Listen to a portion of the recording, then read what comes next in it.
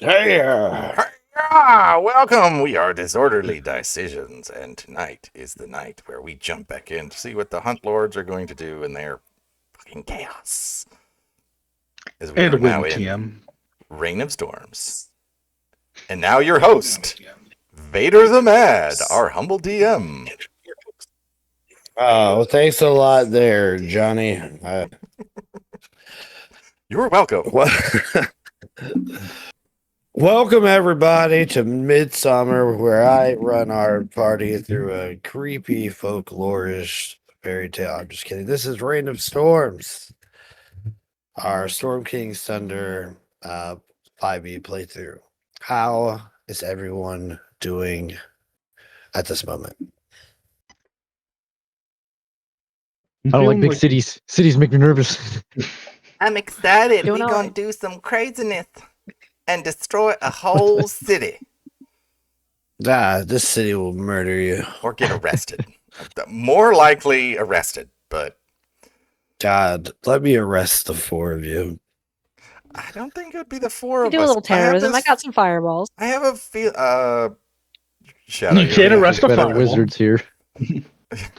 I mean, I think it would just be Ressig and Zurag because we don't know city. We know nothing Yeah. about cities. Wynn walks into the cops with a box, like the jail with a box of donuts, and is like, "Please let them go." And it's like the next scene is Wynn with a black eye sitting in the cell next to them. What happened? Chuck tried diplomacy. Yeah, I mean, it probably would work out just about as well as trying to talk our way past the Yanti, whatever the hell they were called. Oh shit, we have Scotty with us. Hell yeah. Yeah. You're reactive there, Shadow.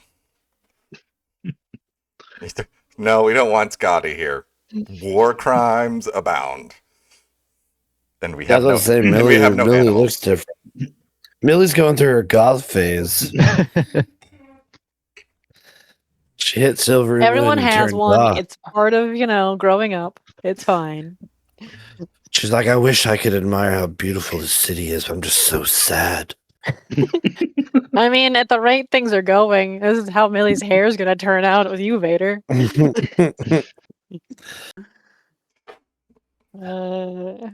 Reacted. You already put one white streak in her hair, bringing back Zurag.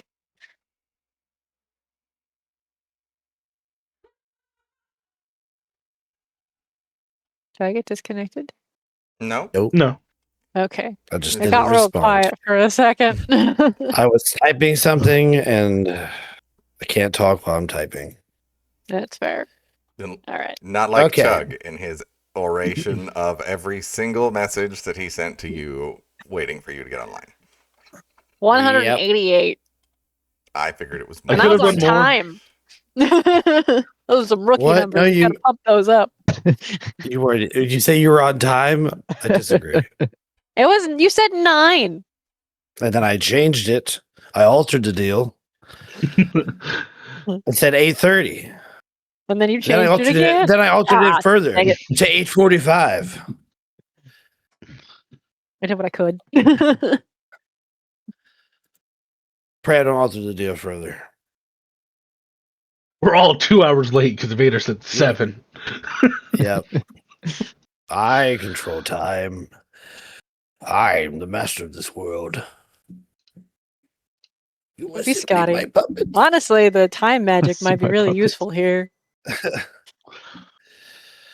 Alrighty then.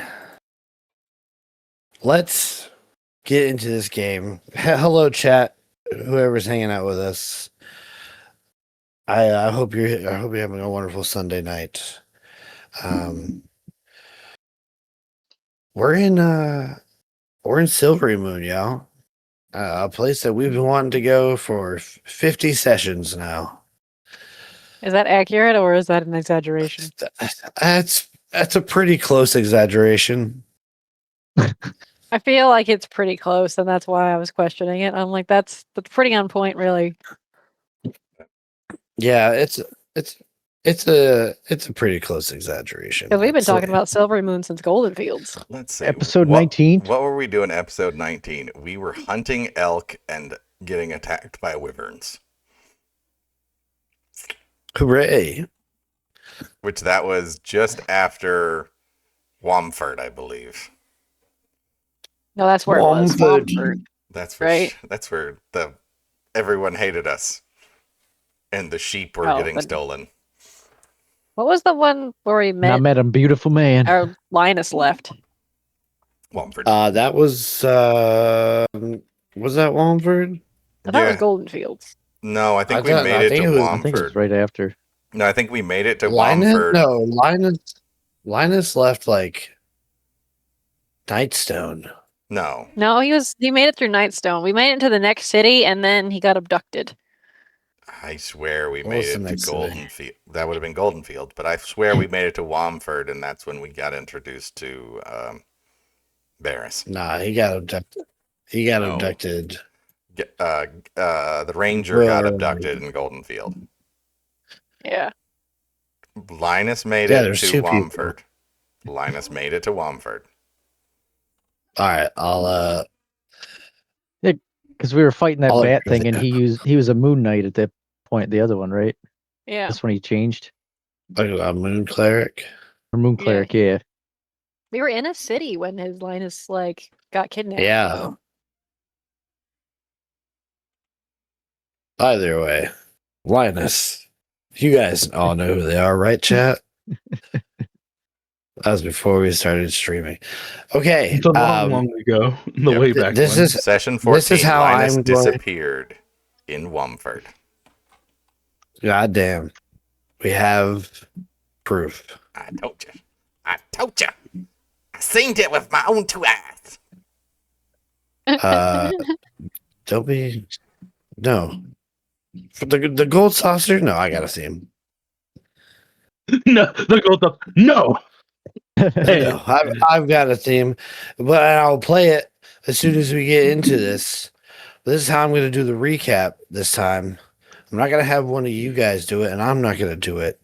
How I'm going to do it is have you guys tell me what is going through your characters' minds as they finally reach this city after going through everything they've gone through. This is a big major point where you've been trying to get through a lot of stuff has pointed you here.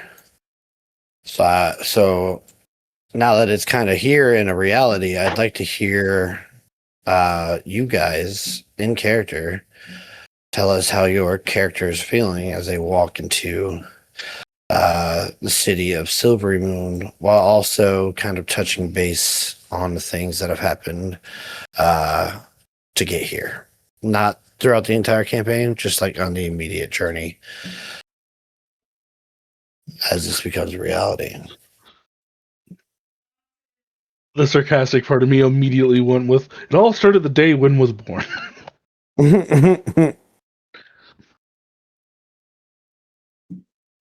I can start, I guess. Well, here, perhaps Because if you want, or I could start with this little intro paragraph I've read, and you can bounce off that.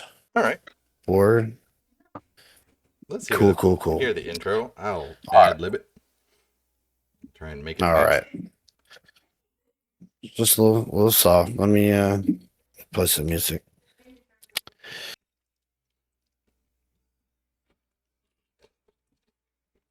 Y'all's brain ever just shut down when you're trying to do something? As soon as I say we go live, whenever I'm trying to DM. It's like I And- knew I was getting on here on this phone to play the music, and then like as soon as I opened it up, I was like, what was I doing? Why did I come in this room? Why am I in this channel? Who are you people? Where am I? Who am I? Who am I? What year is it? It's me every day. I have to go to D&D after the session. I spend like an hour going like, who am I? Who the hell is a Trug Man? Cincinnati. Okay. So, when we're left off, you guys were walking into the city proper, and I kind of described a little bit. But let me open up the scene with this. The tall, intricate wood and iron gates thud softly as they complete their welcome to you as you push into the city's warm embrace. Soft music carries along the air, creating a lovely backdrop to the soft mutters of the crowd moving throughout itself. Children giggle as they rush throughout your group, tossing snowballs at each other before racing each other to piles of snowballs that magically appear. The sky above you dances in a marriage of swirling, cool blues and violets, transitioning into soft, warm oranges and reds as they reflect the soft lights of torches and braziers as they light the street. The smell of spiced ciders and pastries call out to you in waves of temptation, flirting with your inner desire to fill your stomach with something warm and delicious. As you walk in, you can see just a faint, strange anomaly in the atmosphere that this arcane ward, not secret, arcane ward creates as it envelops the city in almost like a bubble, protecting it from the harsh cold and snow from outside. Although the streets and buildings inside here seem to be catered to represent the season. You can see snow clinging to rooftops in perfect sheets of white. Icicles glisten as they grow in random assorted sizes along the edges of shops and buildings. It is a complete opposite from what you've been experiencing thus far. Small little towns. Well, they see the size of them would be swallowed up in here. And that's what you see as you look through is buildings of assorting sizes stretching out as far as you can see. Streets being cut off by buildings rising high up into the air. As you enter into Silverymoon proper, Ressig, I believe you said you'd like to start. Yep. So, in the last, it's been about a day and a half since the incident in the donjon, Ressig has, for the first time in a while, felt useless. She has been pretty much laid up inside of that wagon, unable to move or do anything helpful. Kind of that nervous energy of somebody who's always used to moving and always used to doing something, now completely incapable of doing anything just because they let curiosity get to them, and following that, the remnants of that halfling sort of search for fun and curiosity, that ended up with them getting the ever-loving shit stomped out of them. So during the fight with the crag cat, barely able to even remain conscious for it, Ressig has been contemplating just the misery of their situation, coupling that with having nothing to do but think and trying to figure out, still confused, how the hell he is going to approach his family looking like he is, or she is right now. Well, it's been pretty long trek for her. Do you say anything to your companions as you enter in and see the city? Still kind of tired and riding on the wagon, and being completely flabbergasted by just the number of people in the area. he would probably just kind of sit there next to Win on the driver's seat. So, can you contact my family when we find a place to stay, or do we need to rest? Because I don't mind resting if you need it. And you can definitely tell that she is still hesitant, like excited to meet them, but hesitant and still trying to figure out how to go about it. But as for the other information that's like roiling through her brain, she's stewing in silence. So you definitely see her very on edge and in her own brain, so to speak.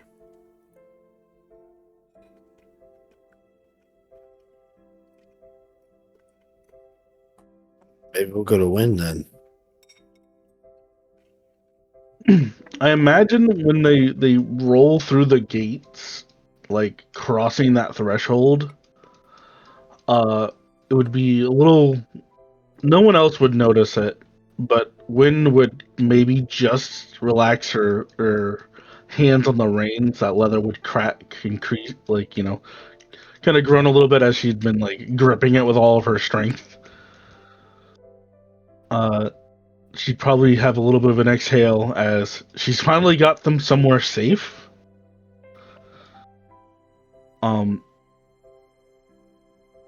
She very nearly lost Ressig just a few days ago. Adelaide's gone, but Wynn just kind of has to pray that she's safe. But they're finally in a place where Wynn knows that, they'll be safe for the time being.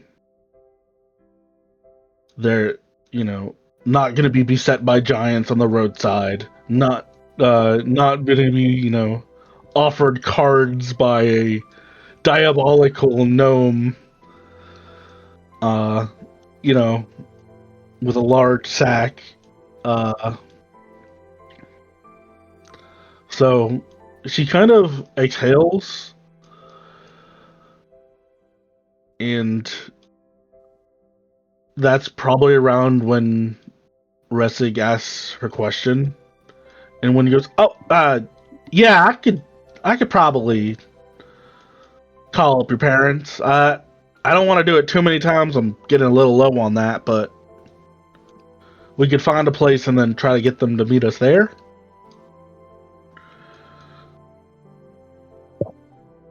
Or if they're staying somewhere, maybe we head to where they're at.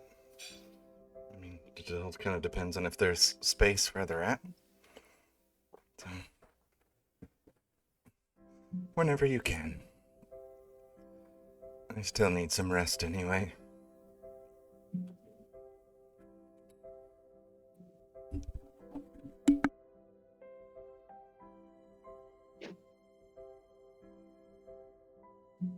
I imagine kind of when nods and then she goes, "Yeah, well, is that good with everyone?" And she's kind of gonna peer back at Millie and Zarag. I think it's a good idea to find where we're gonna stay and then contact them. And if they're staying somewhere, we can visit them, they can visit us, or we can maybe meet at a place to get something to eat.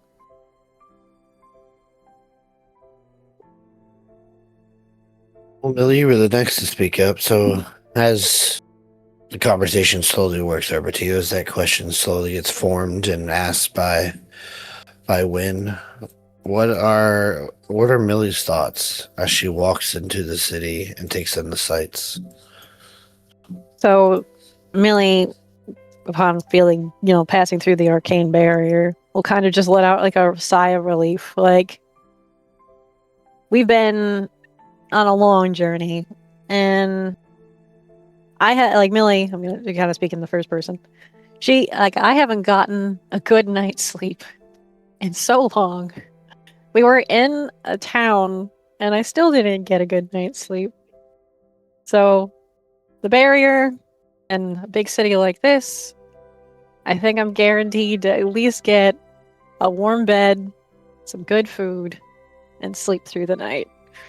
And she's genuinely excited about this. And then she'll kind of like start thinking like, got like a long list of things. We're probably gonna need to go shopping. We probably need to find some jobs to be able to afford some of the stuff that we're gonna need to buy. So maybe we can go to like a guild hall or something like that to see if we can't get some sort of paying job. I need to figure out how to make these boots stop squeaking. And she's clown shoeing through the hall as she's walking. We need to find Zureg some extra clothes. You know, we should probably buy him pants in excess. That would be a good idea. Throw a few in the bag of holding just in case. Yeah, I like that. And then we got Ressig's parents. And then we've got my thing. And she'll like take a pause for a second and she'll be like, that's a lot. Like I'm gonna find out about my family history. Possibly about my parents. And she's gonna get like kind of excited, but also like, you know, like that anxiety of like, this is gonna be a big deal. And I'm not sure if I'm ready for it yet.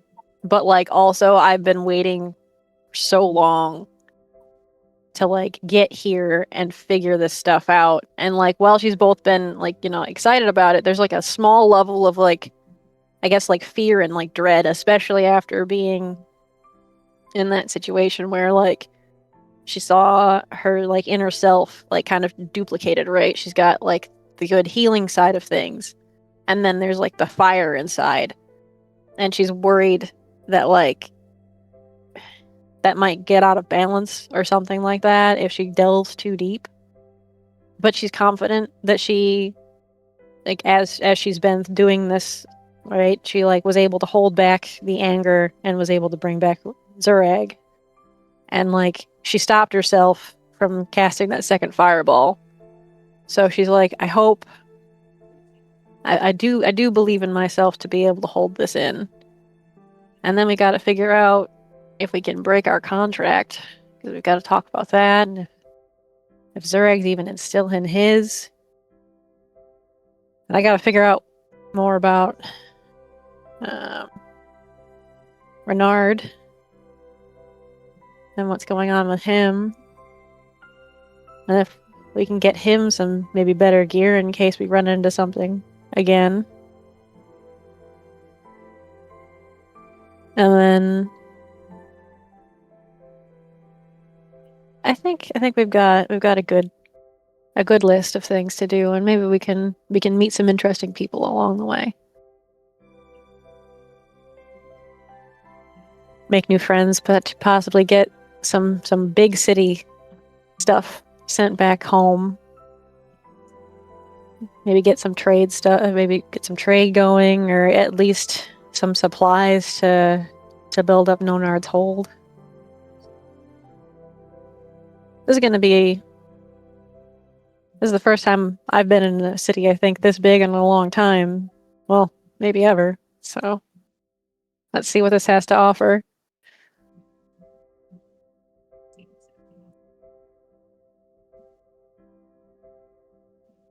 And then that question gets asked by Wynn, and you answer almost the same time as Zureg. So Zureg, you pull back for a moment and let Millie speak. And as she is, what's going through Zureg's mind?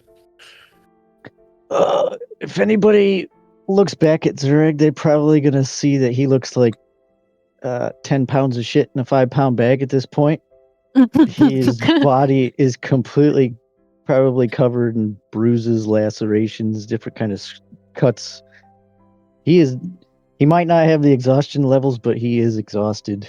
They've been through a lot to get to this point. He is definitely more at home out in the wilderness. He knows this is where they needed to head, but once he actually saw the size of this place, everybody, if they actually were looking for it, could see that he is very much not in his element. And I would go so far as to say he is uncomfortable. And if they, as they crossed through the threshold here, you said it's still relatively early, right? We're not like coming in at night. No, it is night, but it's not like no 2 a.m. or anything like that. Like it's still I would say relatively there's early still in the stuff going on. Yeah.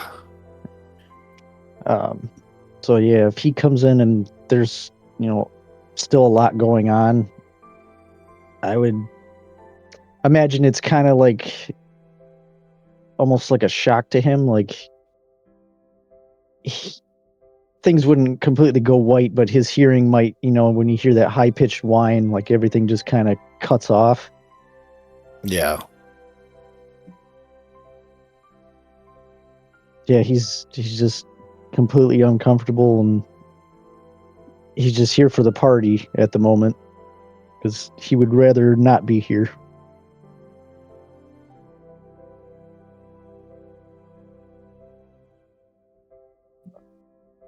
Okay. Well, as you guys enter, your cart slowing down due to the amount of people along the pathway here.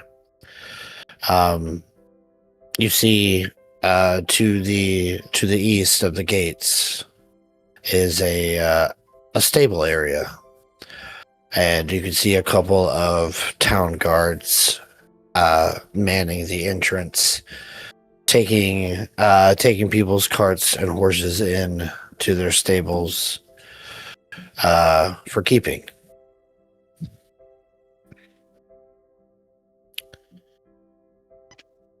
I think, yeah, Wynn would kind of start to lead the horses or the ponies in that direction.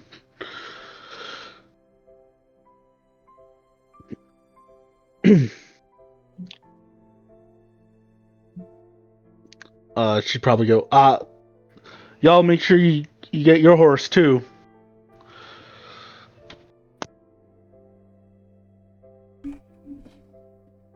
I'll make sure that my horse is got a place and taken care of as well, and I will pay for the stabling fees.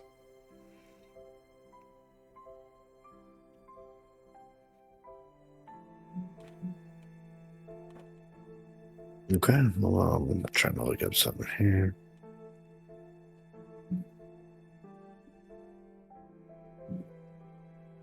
All right, so as you guys enter in, the two guards get you taken care of. Ask you how many nights you intend to stay.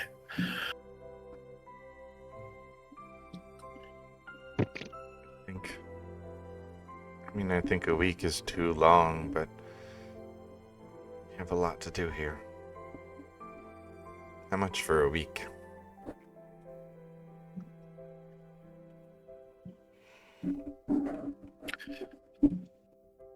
I don't know. You guys just tell me how long you're staying. I'll figure that out later. Let's say a week.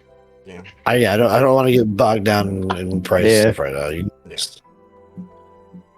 We want to know exactly what the economy situation is of Silverymoon. What's the going rate? It's prosperous. Thus, so everything is at a high cost. Yeah. Supply and demand is met, but it comes at a steep price. For a week of your horse stablings, it's 35,000 gold. Thank you. Have a nice day. Turn around. Walk the fuck out. And that was Silverymoon, y'all. Thank you. Thank you and good night. Good session, everyone. Love the hustle. Yeah. But no, you guys say, I mean, it's essentially this. You guys say you're gonna stay for a week. They're gonna take care of your horse for a week. If you come back early, then you get your, Settle up at the Deposit end. back, a basically.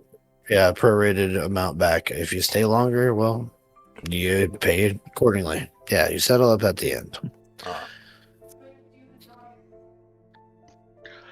As Wynn's like, giving the reins over and setting them up. She goes, "Now Apple needs a sugar cube in the morning. Butterscotch, she like to bite, but she don't mean nothing by it." Somebody just hands you a form, and on it has all dietary restrictions for Peppermint. stabled beasts. So you have to fill it out. It takes 3 hours. Oh, Wynn would fill it out. She'd fill the. There'd be so many notes.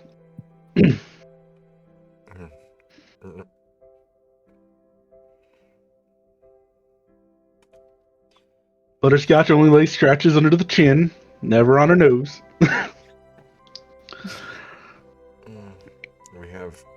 We have two very large problems that we may have to come back for. One is a chest, and the other is a 4-foot-long adamantine rod that is fucking 100 pounds. Because I'm assuming neither of those fit into a bag of holding. Oh. Mm-hmm.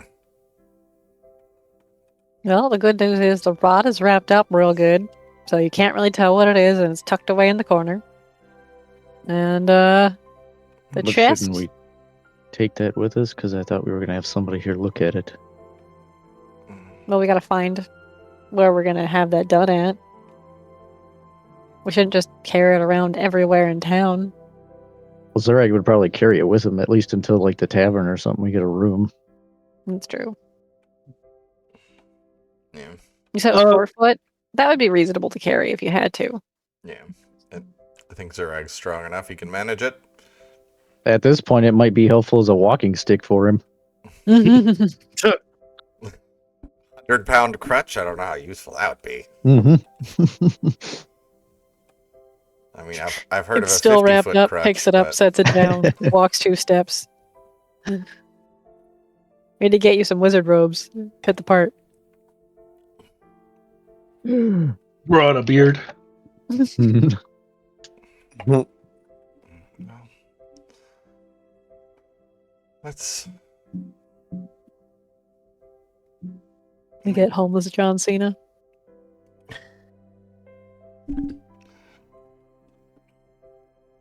It'd be funny. Shall we find a place to stay, or did you want to send a message first so we can figure out where to stay closer to if need be? When we'll go, let's give them the message. Okay. Yeah, just where are they? Where in city? And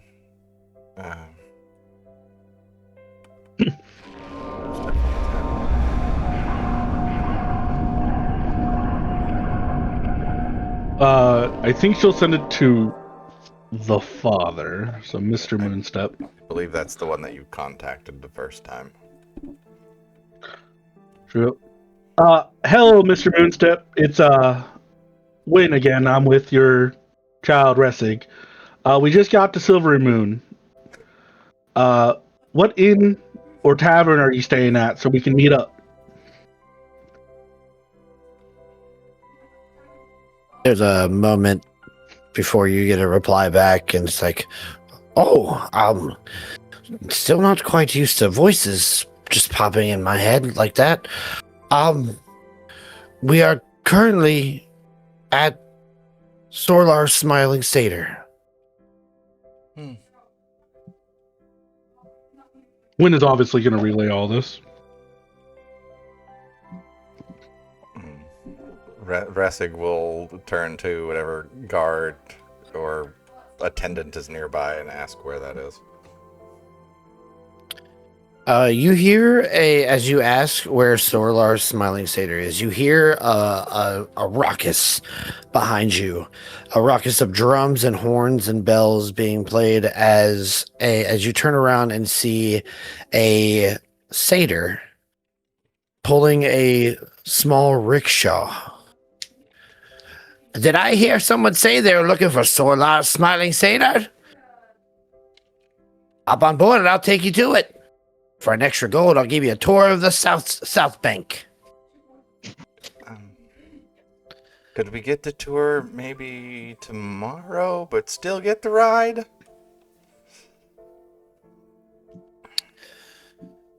Sure. If you want to be a party pooper, the city's quite nice at night. It's a lovely night for a ride. Well, He points at his one-person rickshaw. do you have friends who could also carry the rest of us? We are more Nope, than just one. me. I'm the singular workforce of this dog and pony show. Just hop on in, and I'll give you a tour for one I gold. think we let Ressig ride, and then we can walk. Oh, nonsense! You all can fit in. The hell we can. Well, I guess here's a gold.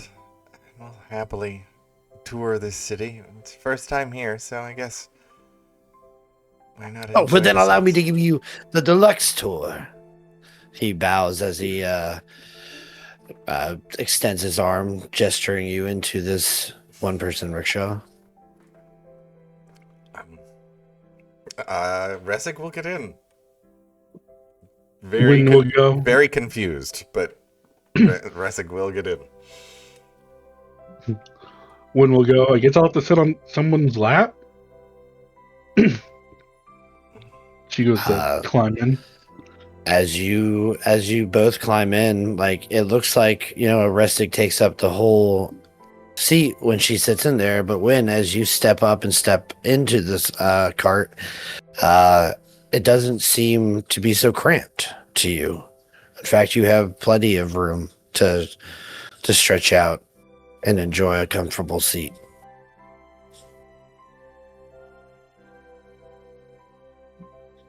Well, that's fancy. He gestures to the rest of you. What are you waiting for? Hop on. If you insist, and Zereg will pull himself up there. Mind the boys, as his. Yeah, he as you go to walk up, he like puts his hand in his chest, like, hey, friend, you seem to have dropped something over there. But as you look down, he's holding the OK symbol. And he's like, oh, gotcha. But no, you're not wearing any pants, friend. You might want to do something about that. I think he's wearing something around his waist. It's just not. Not enough. This is the city. I'm sorry, I had all my stuff stolen from me. Ah, I see. Terrible. We're here to terrible buy thing. pants. Well, I will show you areas on the tour. Drag, you get in, and once again, even your big frame does not seem to infringe on anybody's space.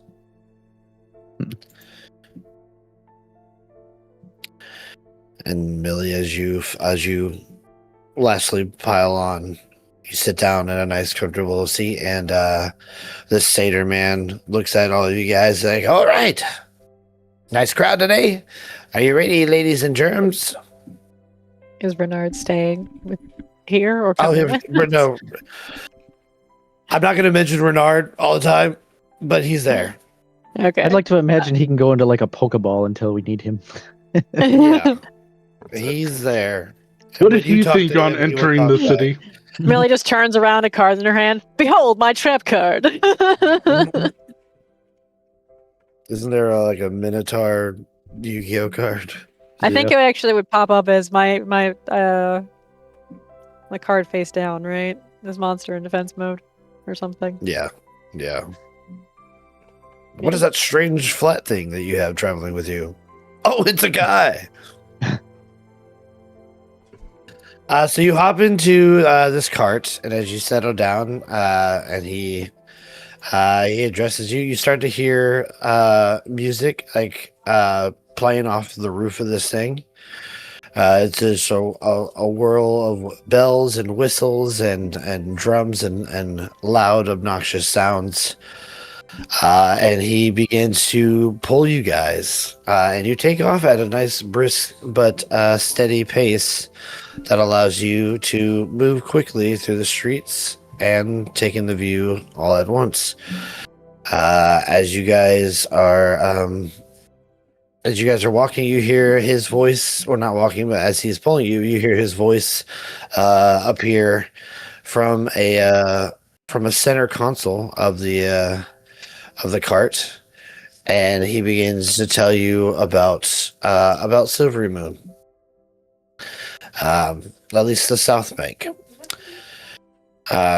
Rushing forward, you hear him says, "Well, welcome, first timers to Silverymoon. I'm glad you're taking Solar Smiling Satyr sights and seeing tours.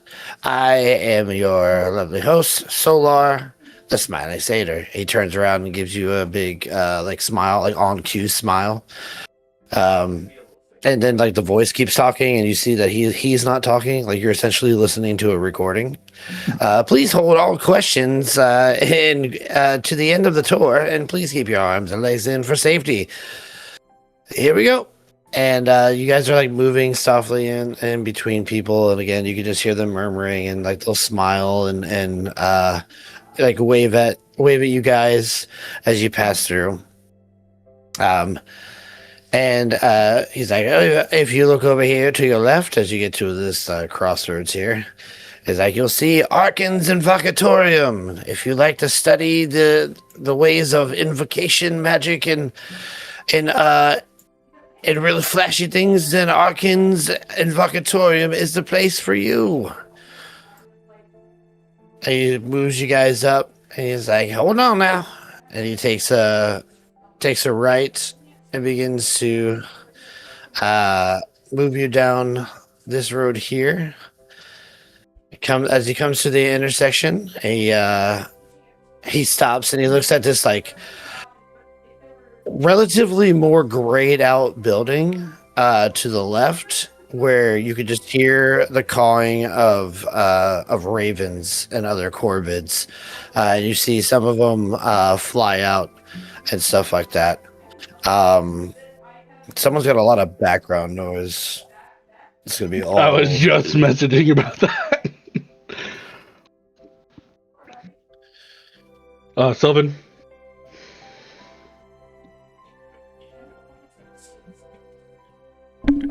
Sylvan. Step back.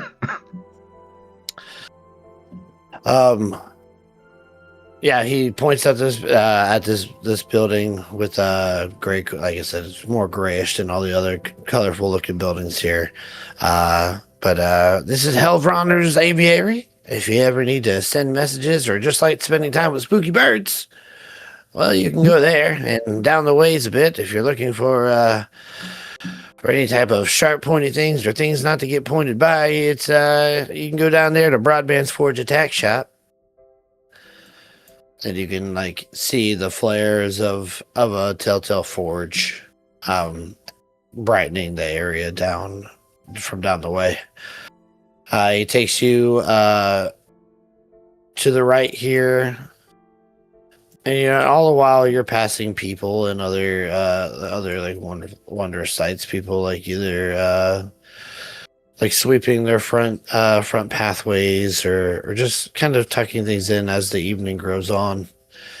Brings you up to this next location. It's this gigantic glade that looks like it's in the zenith of spring. You look inside and there's just all different colors of trees just flooding this whole area. The tall walls around it containing this beautiful forest glade. And in the middle of it, you see this large temple. It rises almost like a ziggurat shape out of the surrounding areas. There's a moat of water that surrounds it, and you can see tons of people walking with like cleric robes and other like religious iconography as they move about, either tending to this grove of trees or just doing other duties. You see people entering into the temple and exiting as well, and a warm glowing light being shown from inside. This is my Leaky's Glade. If you like to, if her brand of worship is your forte, then you have to stop here. It's a must-see, I say. Pulls you up even more. While we're passing the glade, Wynn's gonna kind of like probably have to climb up a little bit because the shortest person picked the middle seat. But she's gonna look to see if she sees any like of the unicorns that Maliki's famous for. Give me a perception check. She's just curious. 16. As you look through, it seems like Solar is kind of like taking his time to give you time to look. And as you look through, you could swear that you see a glowing white horse, a prismatic aura encompassing it, but it's almost so bright that like you can't make out every feature. It's unmistakably a horse, but as you try to take in its visage, it's almost it seems to almost be too bright to do so. And you see it dip its head down into the water and take a slow drink before lifting its head up. And just as it gets out of sight, you could swear that you see a gleaming pointed horn sticking out of its head. Wynn's gonna do the thing that when excited tourists see something. So Zurag gets like a smack on the chest. He goes, "Unicorn! Unicorn! Look!" And loses her accent. Y'all, there's a unicorn! Look! But I know what a unicorn was. You guys continue your pathway. You eventually come along the Ralvin River, and you see this expansive waterway, which is open enough to allow ships and stuff to pass through. But you see there are like pockets of thick ice that people skate along.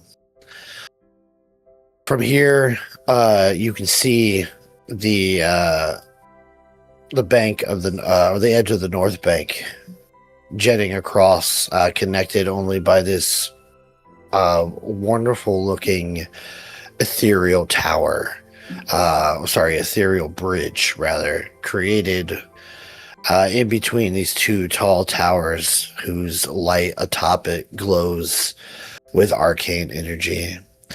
You can see people cross this translucent bridge, almost gawking at the beauty of crossing the river on this relatively invisible bridge. This is known as the Moon Bridge.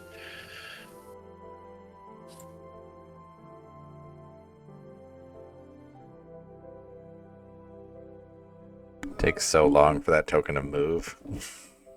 Yeah. Massive. You see here as you guys come across, there is a rather large guard post. Two obelisk-like towers exude from carousel-shaped guardhouses that surround it, and you can see a number of the town guard dressed in the Silverymoon regalia, just on patrol and watching as people move by. takes you down the Moonway, as people call it. And in front of you, you see a large and imposing walled structure. But that is quickly turned out of your view as he takes you down Octarine Lane.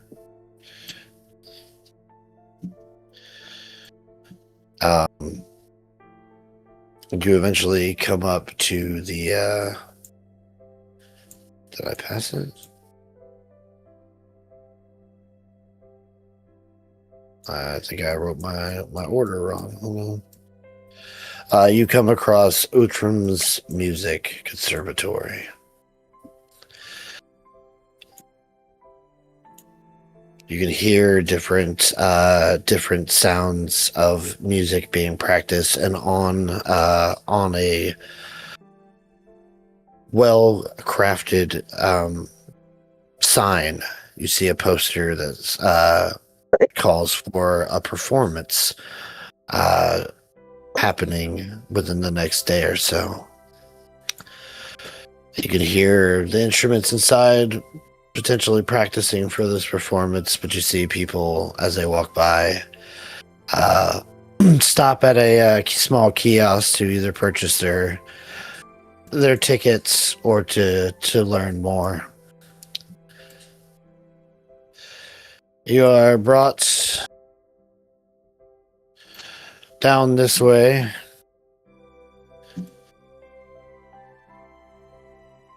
And I did get my... Oh, I skipped one.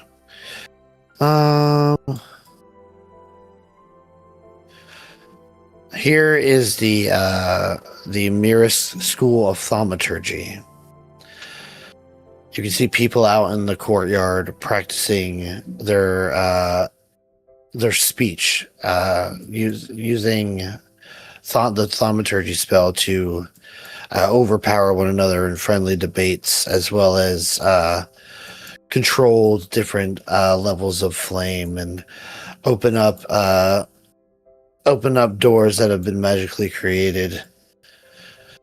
And you could just you could hear thaumaturgy being practice along with other spells, almost combining the cantrip with leveled spells to increase their potential to either hit or to do damage, or even buff a wider number of people than they're originally intended for. Pulled down, you come across the other side of this imposing walled structure, and Solar says that is that right there is the Western Garrison Barracks. That's where all the Silverymoon assigned soldiers go. They're only one of two guards here in town. You'll see them a lot, as well as the spell guard. They're more magically inclined knights, but these folks here keep us safe and keep everything going smoothly. If you look at that tall building to our distance now, passed it a little earlier. I wanted to leave it as the last bit, but that right there is the ladies' college. That was the first school for mages to open in Silverymoon. It's actually considered to be the heart of the conclave of Silverymoon.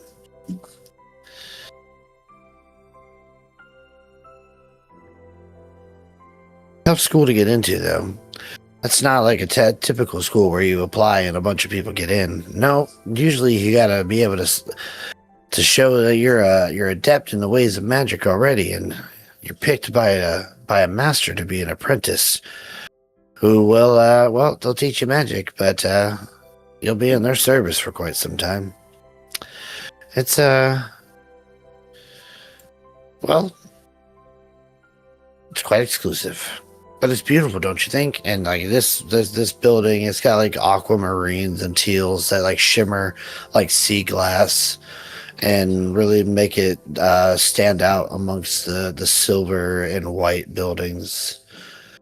You can see a tall tower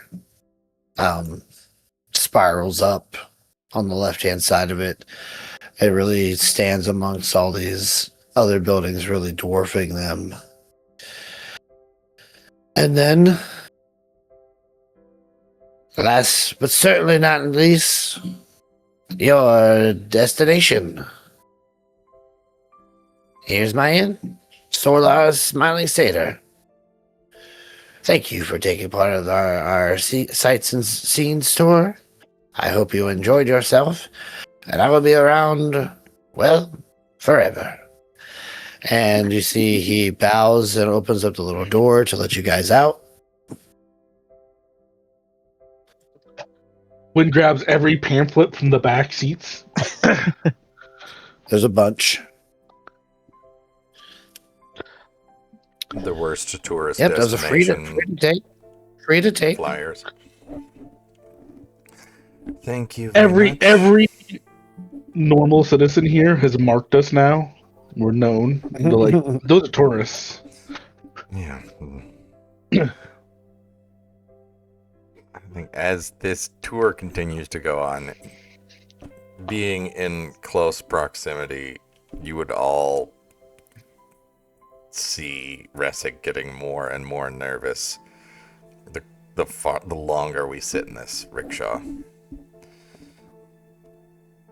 Now that we're here, she hesitates to get out.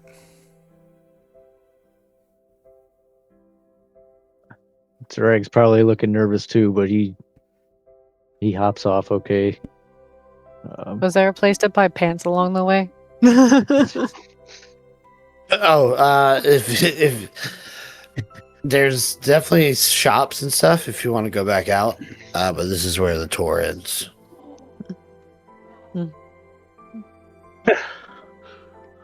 Wynn will go hold up one of the pamphlets and go, this one says you can get half off on a breakfast platter. Oh, darn, it's expired. And then she'd probably notice Ressig hasn't got it and she'd go,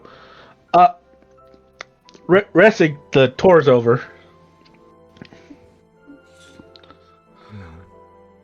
I know. Well, perhaps we should help her out. And then she is pretty exhausted. That's only a part of it. What am I gonna say to them? Look at me. I'm not their son anymore. Not even a halfling anymore. Did you have Iltris when you saw your parents last? No. Iltris That doesn't. got Iltris somewhere else. That's another story altogether. The only thing I have would be a small, I believe it's a bronze figurine that was my father's, if I remember correctly. Millie will rustle in her bag real quick and pull out the letter that you wanted me to give your family, and then hand it to you. And I'm not the one that has to hold on to this anymore. Yeah.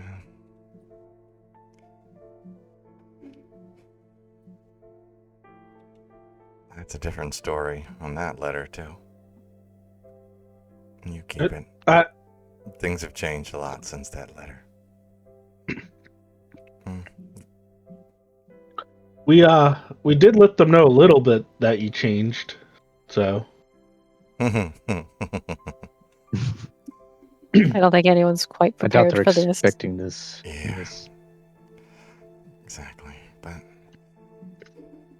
I've heard of these things are called band-aids, and apparently it hurts less if you just rip them off real fast. So, We could go back to the magic school and see if we can't find somebody that can change you for a little while. Oh, wait. Hang on. Could polymorph do that temporarily? don't think so. We'll try to turn him back into what he was before. Just temporarily, just so he can see his family without it being incredibly awkward. I don't think Could be a good polymorph could do that. You could do like Yeah, I a don't disguise think so. self.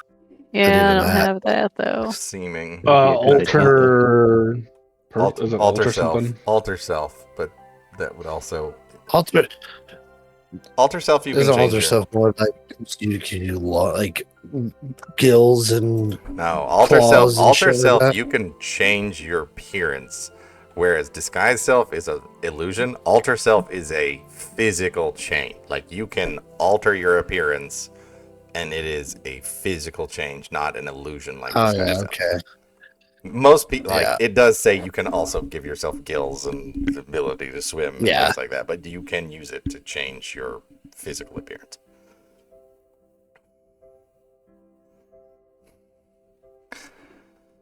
Well, I mean, I'm excited to see them. We'll see. We'll see what happens. I might just need some help.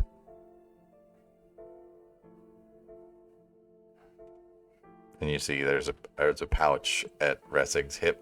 You see her reach in and pull something out and just hold it in her hand. And just kind of squeeze it. Let's go.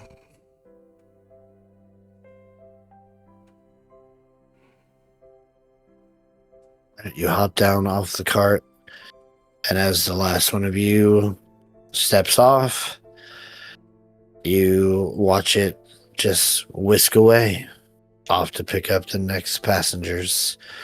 And you stand in front of Sorlar Smiling Satyr. As you stand here, the pathway up to the building has two satyrs standing on pedestals, both with large grins spread across their face, welcoming grins, each with like a lute in hand, as well as like holding bundles of grapes and stuff in the other. You can hear a raucous and lively sound coming from inside, as well as the sounds of, for all intents and purposes, of woo girls. Oh God. Yeah, girls are like, ooh, you know, they're something is going on inside, and as the door pops open, as somebody comes stumbling out into the street, you can hear loud music and see flashing lights being displayed.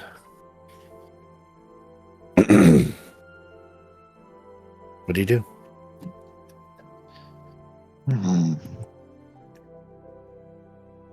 I don't know if I'm up for this right now. There's always time for a party, Zurag. We've had Don't you think there's too much going on right now? We need time to relax. And some excitement is exactly what we might need. Think about, was it Deliard, I believe? Think about what we gave to those people. The music, the good food, the drinks. They needed that. We need this. It's been a long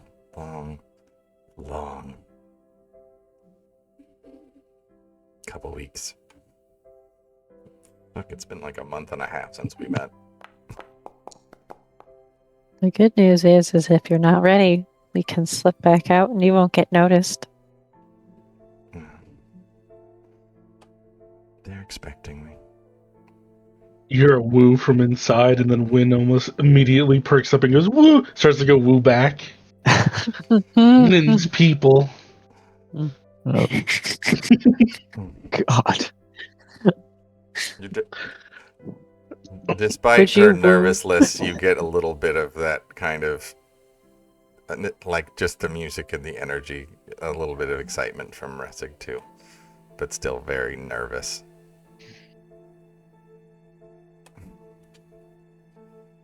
I might need your help when I think of everyone here. Number one, you've been talking to them, and you might be the only one here who's ever met them, besides me. When will not chill. I remember him. Yeah. We just do introductions, kind of explain what happened. It's nothing to fret about. Your folks were quite understanding. It's definitely a shock, though. And Zurag, think of it like this: you're gonna have a warm bed tonight, at least. Cover up those cheeks. At what cost? Probably several gold pieces. Wynn says that she starts to put her hand on the door.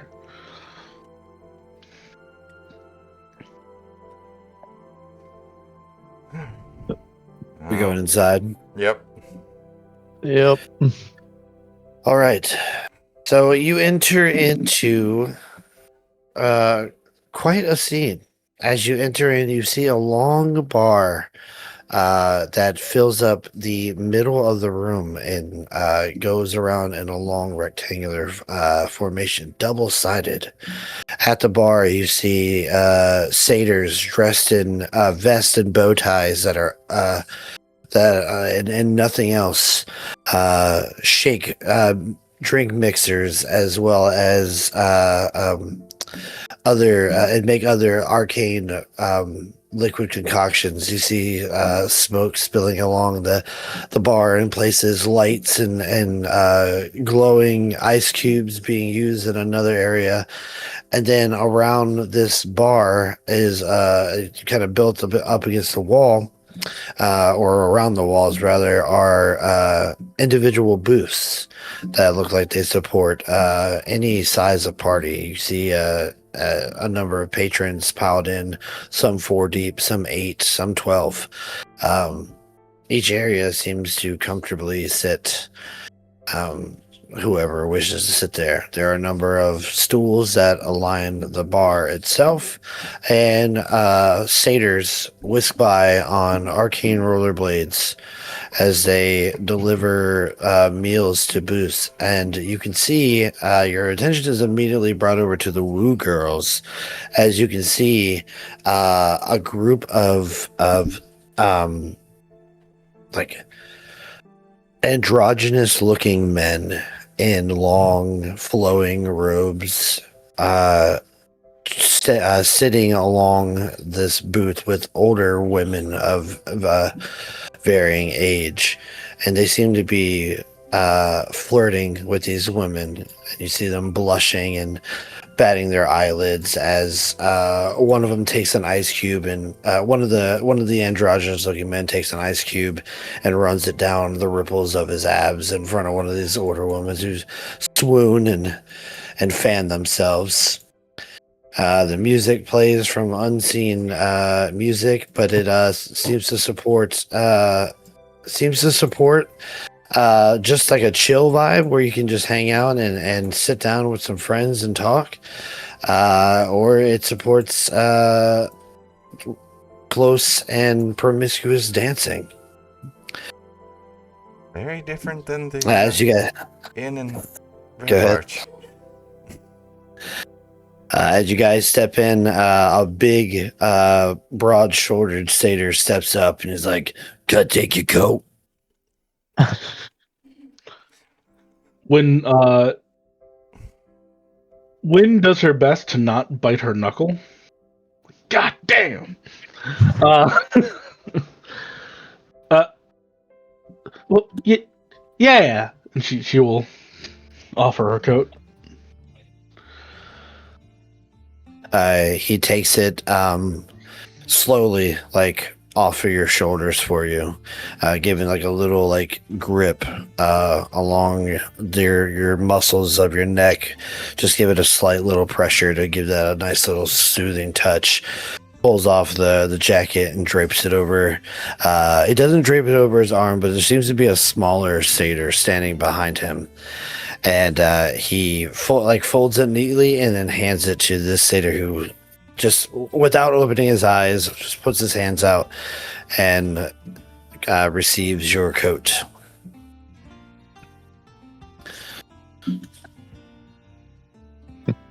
When And the rest of you? Good. How about the rest of you?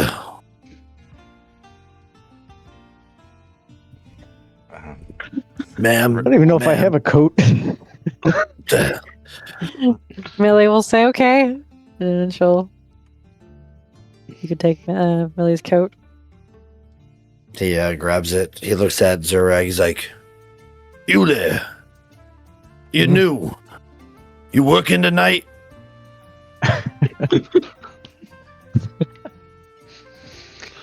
It depends. What does it pay? That depends on you, He's not- buddy. He's like, from what I'm seeing, I think you'd make a killing. Well, we are broke, or at least I am. Got a party of 20 ladies coming in here in about an hour. Get yourself glowed up, powder your cheeks, and I can take you to the table. Do I want Zurag to magic mic this? Yes. You're halfway there already. You look around, and like booths there are like men, great looking men, all like adorning this area. Most of them are satyrs. You see they like as people sit down, they'll appear like waiters. Again, each of them only wearing a vest and a bow tie. Their hair groomed to be seductively perfect, not revealing anything but hinting to what lies underneath. And you see, like this place seems to be predominantly women. At least as far as guests go. All of the staff seem to be male. Very, very good looking men. Zurag, I believe you would make a killing on what they call body shots. Oh, they love body shots here. In fact, I don't think there's any other way to take shots.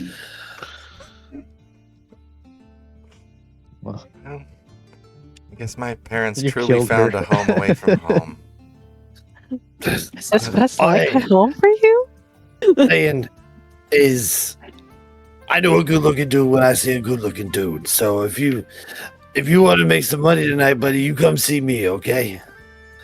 I'll keep that in mind. Maybe not tonight, but we're gonna be here for a week, so I might need some money. Yeah. Your loss is gonna be a crazy night. Takes everybody else's coats and just he's like, all right, Solar will sell you to a table. And he gives you guys a ticket for your coats and your other belongings. And as soon as he turns out of the path, right behind him is another satyr. And he's just got like coiffed blonde hair that kind of looks he looks like Danny Zuko if he was blonde. John Travolta, for those who don't know who Danny Zuko is.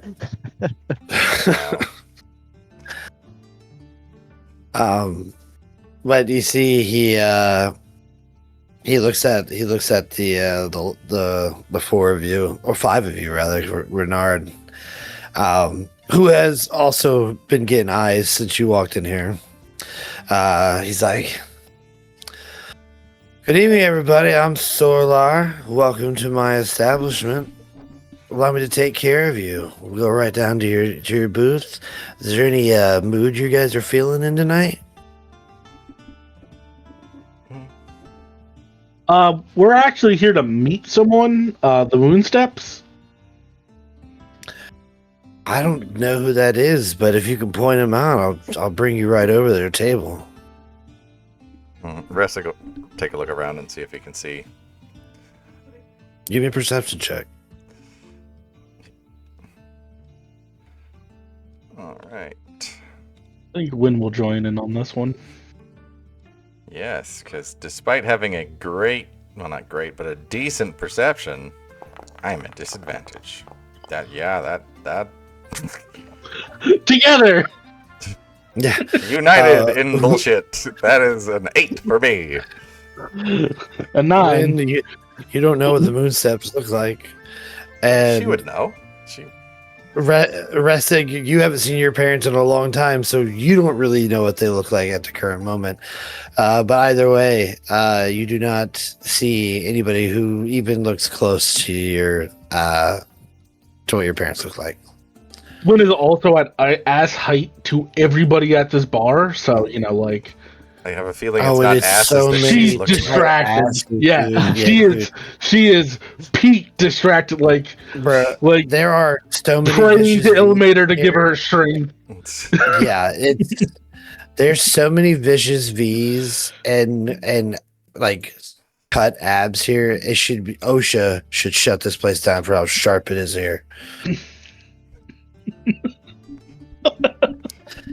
When There you go, is Shaq. it hammer height?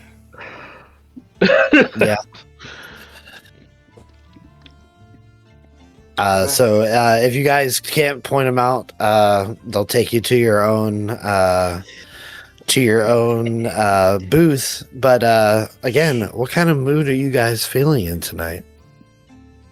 For those of you who are watching, Shadow is dying, laughing hysterically at this entire situation.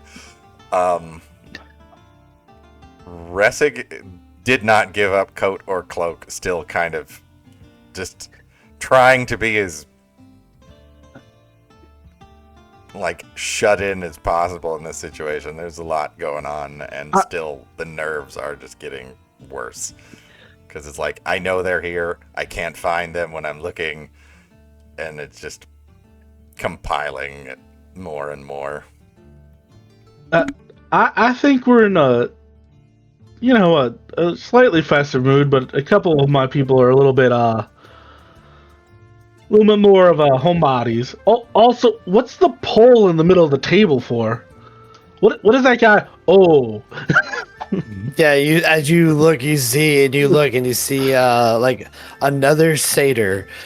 But as you're seeing all these satyrs, they all seem to have like similar like looks, features to each other, just changed in different ways.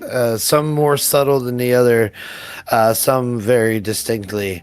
And as you ask this question, you look at one of the tables as a tall auburn-haired, colored, like long-haired satyr slides down a pole upside down, his curly chest hair gleaming with oil, and he's just like reaching out to bite a flower that's being handed to him, and as he bites into it, he like bites the whole bloom off, the whole blossom off, and he begins to blow in the air, and as the petals start to fly around, they become magical butterflies that sparkle with color and glitter, and they float around, causing ambient light to dance off his form. And Orlar, the one who's guiding you to your table, is like, well, that's one of the uses. when is gonna do like her hands gonna like touch a wall for a second? She goes, "God damn!" Do you want your booth to come with a pole on the table? That could be arranged. Again, whatever your mood is.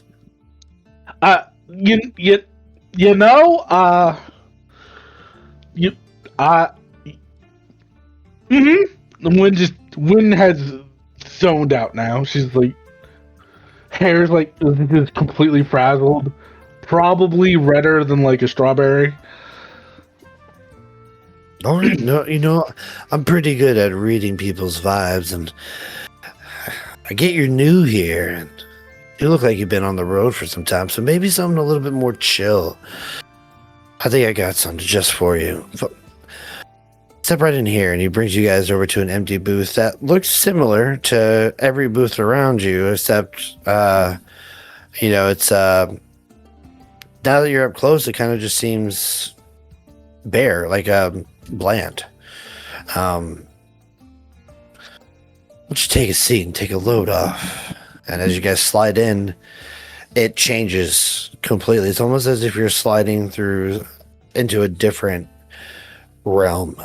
This rather nondescript looking booth suddenly becomes an open area with a small little brook of water running through it, slightly bubbling as a pile of resting cushions surrounds a warm fire. You can hear little trilling insects off in the distance. Not so quiet as they're unnoticeable, but just loud enough to where they don't become an incessant noise. And you stop hearing the sound of the raucous music from outside.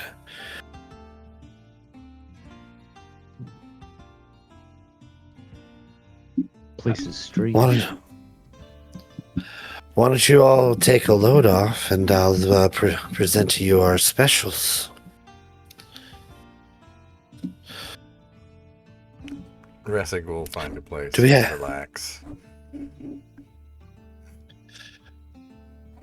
Do we have any of those not partaking in any of the liquid festivities tonight?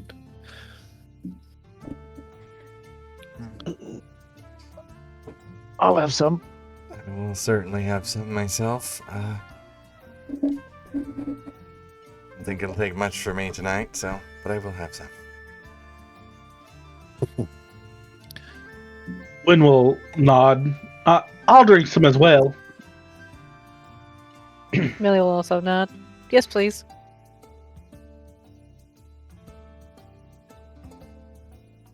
And do you have a preference of how it's delivered?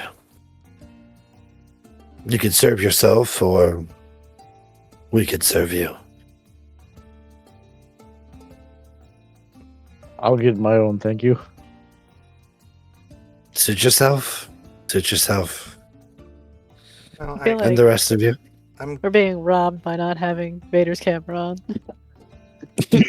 I think that's so he can try and maintain a straight face. Trying to flirt not with the working. party. It's not working. I wouldn't. By the way, if I try to dance, my charisma's a -1, so I don't think it's gonna go over well. Don't you worry, bad boy. We have things for that. Yeah, just think the last town we were in, we drank something, and Ressig's charisma ended up at a 30. That's true. Like, Wynn will answer, like, closely after Zarag, but, like, kind of while she's, like, distantly in thought, she'll go, I'll get mine off Zarag. I'll get mine myself. Well, Okay. I I, can see the adventurous side peeking out. I'm sure that'll come out later.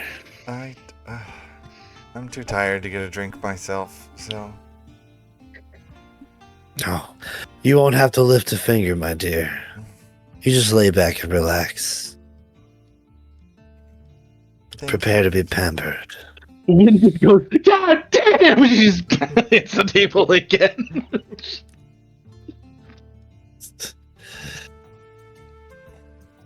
Shadow is dying. And you, my dear. Shadow is dying.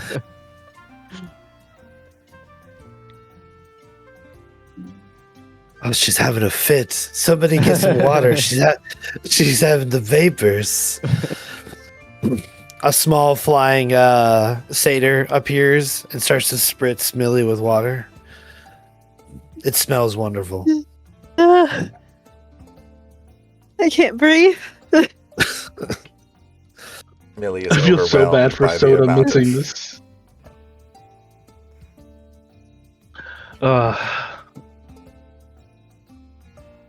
You gotta serve yourself, Millie, or do you wish to be served?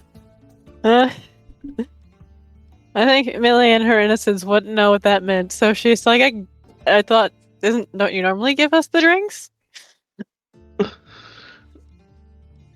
Yes, we do.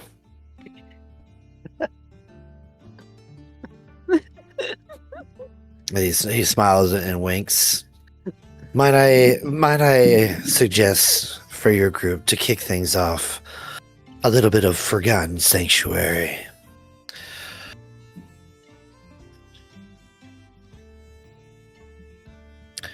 He claps his hands, and as he does so, in a puff of smoke, you see 6 sexy satyrs appear, and they take 3 of them take Millie's hand, and 3 of them take Ressig's hands, and they like lift you up, like almost like performer style, and carry you like a goddess would carry herself, floating over to these large cushions that, as you lay down, just form around you and immediately take off like the strain of travel off your muscles.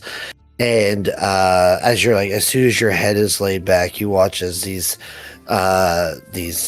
satyrs begin to pour you this wonderful looking, like almost silvered liquid from a golden chalice, and they pour it into into a cup, and they hand it to you. And as they hand it to you, they'll like place it in your hand, and whatever hand you don't use to grab it, they'll grab it and begin to like lightly massage your fingers and your palms. It's very sensual and almost invasive, but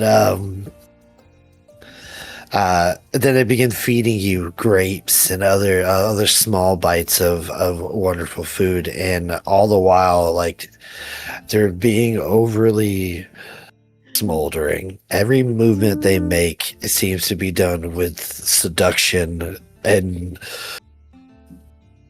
just raw sex appeal, but to the point to where it's tasteful, not tasteless.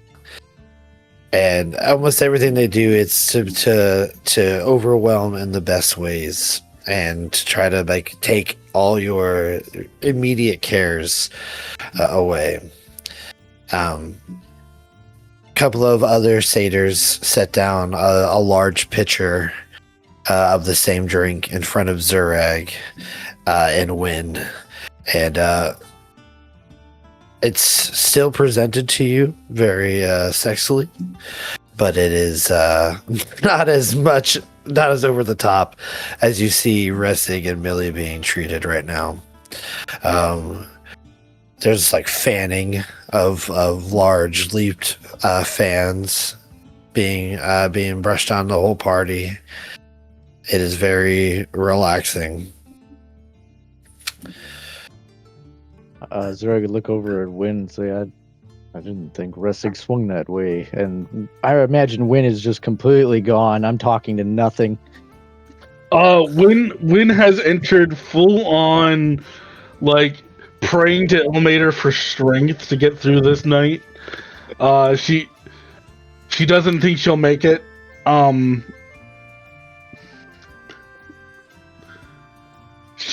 If anything someone would tell her right now, she'd probably agree with. Like, she's not even paying attention.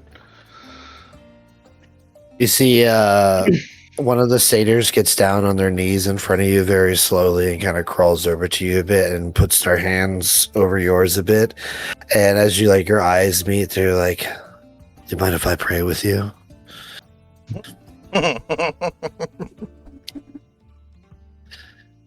Let's see. I'm gonna say that's a charisma saving throw. Wynn will just go. That's the sentence. You see like a warm glowing light begins to like appear behind them, and like you start to feel like a warm bubbling, like almost deep down inside of you. The phrasing. Deep inside of you. Meanwhile, the youthful innocence that is Ressig is now destroyed as not what they were she was expecting at all. It's an in when you're saying when somebody at in's like, "Hey guy, do you want to be served?" Yes, I'd like to be served. Not what not what she was expecting. She'll look at a pair because you said it was 3 of them. Yeah. Look at the pair of them like, I don't know what is considered appropriate in this situation, but you see that small one over there that's trying desperately to pray and failing miserably? They look over and smirk and nod. She is in much more need of this kind of attention than me. So Oh, you fucker. I do appreciate I do appreciate the service, but it's been long and it's overwhelming. Pleasant, but overwhelming. She, on the other hand, is in much more need of this kind of attention.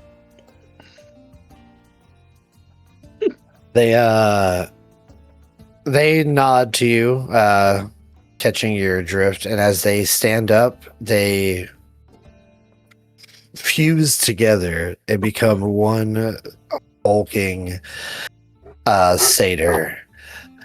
12-pack abs. Fucking pecs that are like just dancing as they flex their muscles. I think you're You killing can hear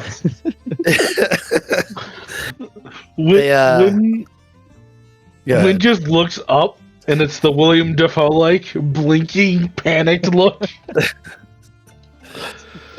You look at this freshly formed satyr and like it's almost like they get silhouetted in a frame of roses and ivies and light, and you get just the shadow appearing from this light behind them. It just extends their muscles into more of a defining light, and you can just see them all rippling as they move towards you and begin to give you the service that they were just giving Ressig. When I can't imagine can make coherent sentences. Yeah, this is 100% looks like Joe Manganiello. That's canon.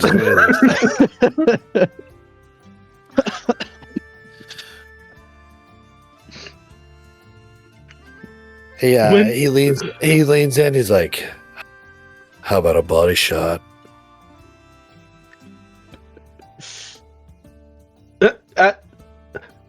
Yeah.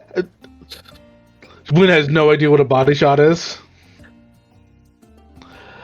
I think a little drinks will loosen everybody up. Everybody will be fine.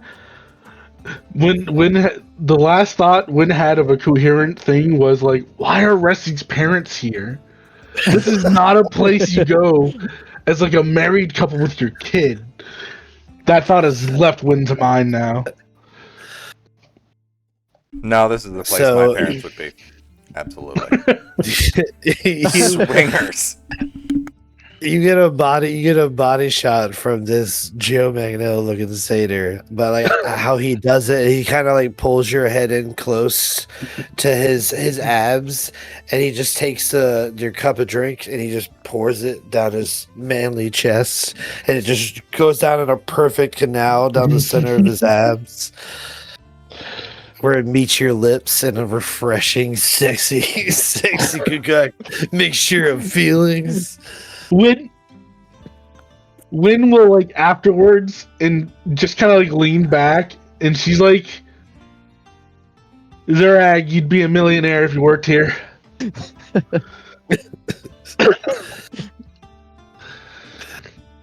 Joe Manganiello, satyr, looks over at Zerag, pops his pecs a bit, and then like gives him a raised eyebrow. Like, he's right.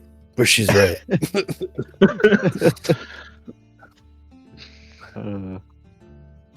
Not the most graceful.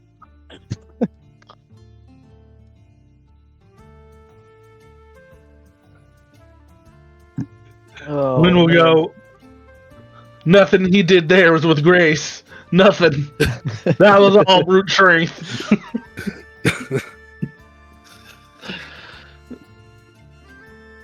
So this goes on for as long as you guys let it. The problem We'll is, just make Win Vader can't more get and more drunk. uncomfortable. I have Waiting. gotten See how a long great Vader's deal of gonna go joy on. out of laughing this hard. Oh I'll take it further. Well, the still have to try and find my parents. Yeah, this is. Yeah. You guys can send these satyrs off to give you some privacy if you want to talk. I don't think we could force them away from Win if we wanted to. Win supposed to get more drinks. She doesn't understand why all the drinks are done off the body here, but she just assumes they don't have cups. She's done 6 body shots already. They have small pitchers and no glasses. That's it. Why is Yeah. everything served in a pitcher? That's the best way to pour down our hot butts.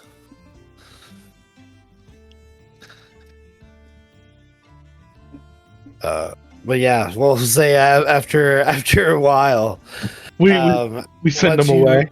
Once you guys have gotten like a nice like, it doesn't take much, but the drinks feel so like calming, and you guys take part of this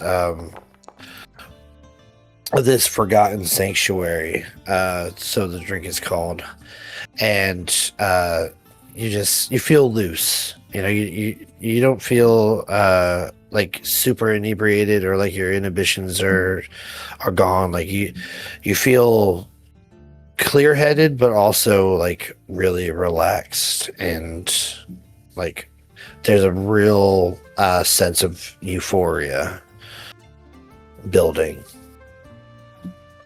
Like you find yourself kind of giddy and giggly for the most part.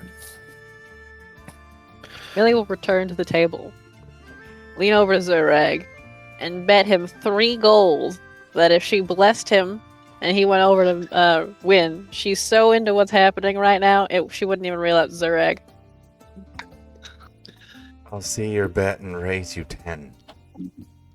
Oh shit. Make it an No, Thing is, guidance. I have no money on me, so this would really be helpful. This is you getting paid for this is not a wager. You are getting paid for this.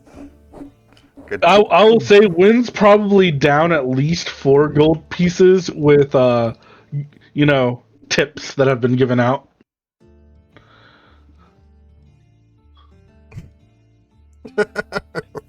How she managed to not faint after having to put it in the average receptacle that let's be honest, a stripper usually takes money at. We don't know, but Win managed to get the coin alongside the G-string. Millie casts just a guidance on Zurag. It's like a sporin. It's just a pouch that they wear right in the front. You just drop it in. Oh, it's actually a little bit more magical than that. They have a coin metallic bands around their members that cast the wrist pocket spell. slot. God. No. That's a big wrist. Big member. Oh. So yeah, that's 20 gold in total to you, Zureg. What am I chewing? I'm just trying. Get Win while she's drunk. All you have to do is go over there and give Win a drink. It doesn't even have to be off of you. You just have to convince, you just have to go over there, give her a drink, and she has to not notice it's you. I, as the Somebody has to give GM, me will some double the shades. gold. I will double the gold if you describe it vividly.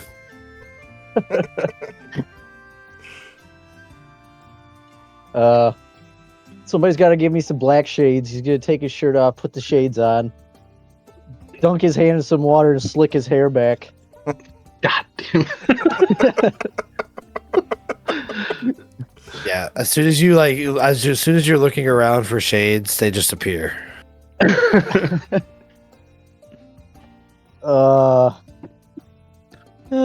I'm sitting right next to her. How would she not notice? She's You have to getting- get up and pretend like you're going to the bathroom or something, and then come back. It's a wide it's like a wide area. It's like you guys are chilling in like a large gazebo like setting and stuff. Like Zurag was sitting more so like where he was just chilling by the fire and like Wynn Wynn's right next to you. I forgot you didn't get served. But Wynn did also get late treatment of full service, we'll say. Yeah. So she may be a little distracted. What if I'm getting? my Wynn's own been drinks, I guess distracted I get since up walking up to this place. It's like fantasy rave. Nope, not fantasy rave. Fantasy strip club. Welcome to the party. Well, yeah. If Zurag's going to get his own drink, he'll take the bet. He'll go do all that, put the shades on, slick back his hair, walk up with 2 drinks, up to Win, set one down, look her in the eyes, and say, "Oh, son of a bitch." That's an interesting line. No, that's just my I brain. feel bad. So I heard you were a baker. I've got some honey buns for you. And he'll bounce one of his pecs. So Wynn's so like frazzled, but also like into the whole situation. But she's also been like loosening up as this goes. She goes, "Yeah," and she leans back, not even realizing it's Zurag, and just full power slaps his ass. She goes, "Yeah, you do, baby." Oh,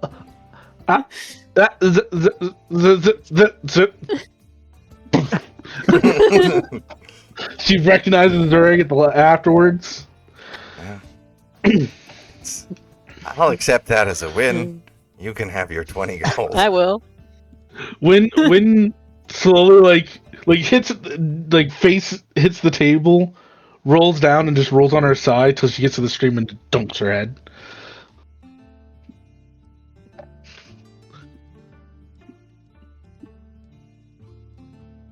And she hasn't come up for air yet. And She looks like she's drowning. I will pull her up. You pull her up, and as you do so, like as your hair comes up and you splash it back there, when it almost seems to like dry immediately and fall even smoother than it was before. And you see now dancing along that little babbling brook, you see like a stream of mist that begins to swirl and undulate around each other. And in the center of the table that's in the middle of all you guys, just like resting in this circular formation, a pillar of that mist begins to swirl up and take shape. And you see it forms a tall silvered hookah with multiple hoses stretching off, curled up around it. An intoxicating smell of different flowers and herbs reach all your noses, and it, as soon as like you inhale it, it's like your muscles just relax even more. This is like the perfect thing for after traveling and fighting and going through all this stuff over the past, even just a couple of days, but you feel like weeks of travel just melting off of you, even just by just smelling this smoke. You could imagine what it would do if you partook. Win will just kind of look around and go, "This place is made out of sin, ain't it?" After kind of relaxing a bit, and the excitement and hilarity of what Win is going through kind of dies down, and the gentlemen leave the space, Ressig will probably slip out with them and do another circuit around and try and find her parents. Okay. Give me a investigation. Not perception? And how thoroughly are you investigating? Because Are you sticking your head into booths, or I would probably at least do an initial scan, like circuit around the whole place, just trying to look at every table and not necessarily sticking my head into every booth, knowing that it's like this weird magical space. But if on the first circuit does not see anything, he would find somebody who works there and see if he can ask for them by name. If anyone's seen them or know where they're at. Yeah, go ahead and roll me an investigation.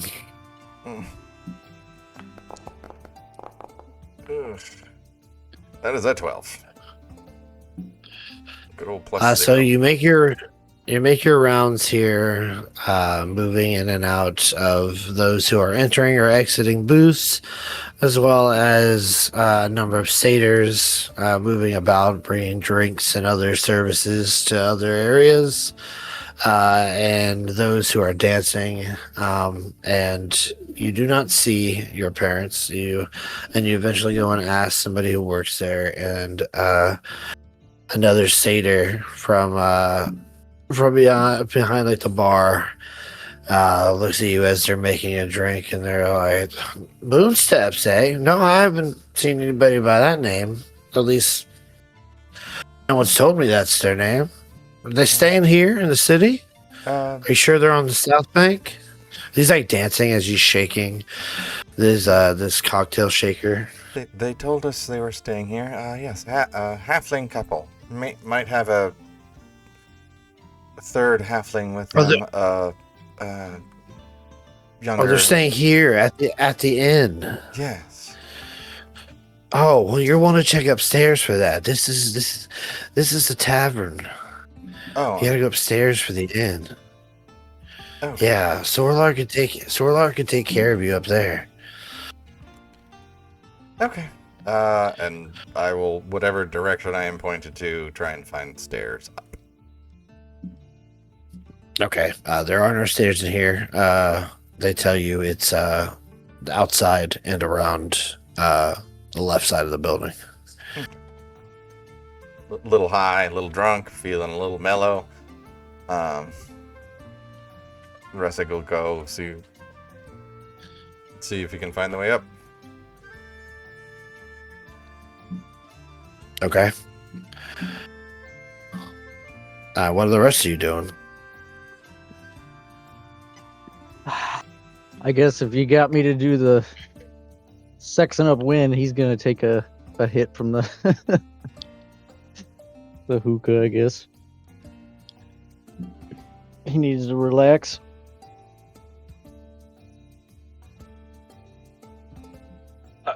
I think Win is currently talking to the table, wondering if she'll ever live down the embarrassment. Maybe sometime in the next few 100 years. Maybe.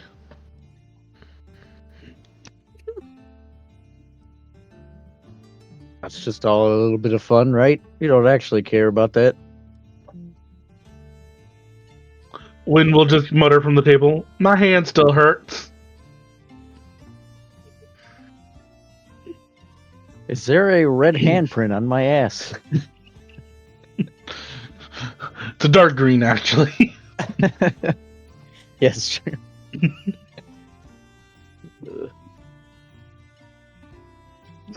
Well, let's see. How well does wind slap? Yeah, if you got a nat 20, it's gonna be there for a while.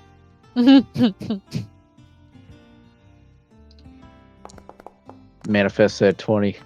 No. And Barely even felt it. Manifest that nat 20, Zurek. Oh, God. Zurek, you say you take part of the hookah? Yeah. Roll me a D100.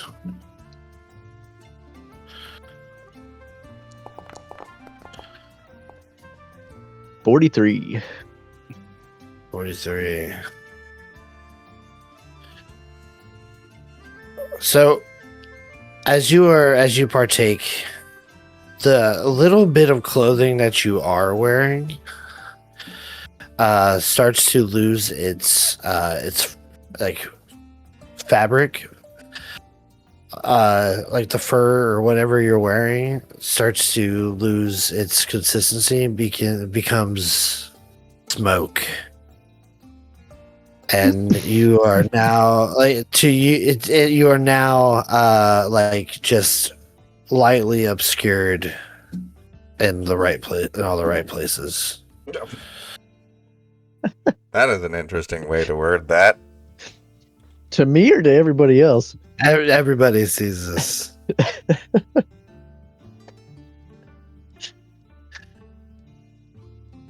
I guess as he does that, what would be everybody else's reaction? Because I don't think he'd be paying attention to that.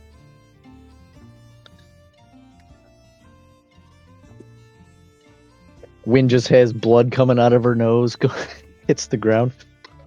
Yeah! Just full on. Mate back.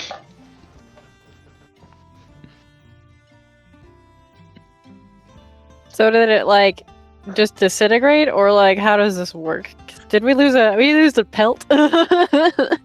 Just whatever he was wearing is currently smoke. Yeah, I mean, imagine if Wynn looks him at, like, Will looks at his, like, cloak disappearing, and it's like, wait, what? And then, like, slip of the eyes, looks down, and then just done. Millie will just put her hand up, covering it. Like, not, like, touching it, right? Like, just hiding her vision of the situation. She's just like, Situation. don't know how to handle today. That's They what call me Zurek the calls it. situation. Zurek calls it the situation from now on. Yeah, and like no matter how you sit, Zureg, and for some reason you feel compelled to like sit very like seductively, but no matter how you sit, your smoke just barely covers things to a tasteful degree. It's like it seems like any moment, any wrong move, you'd slip a nut, but it just doesn't happen. He's hanging brain.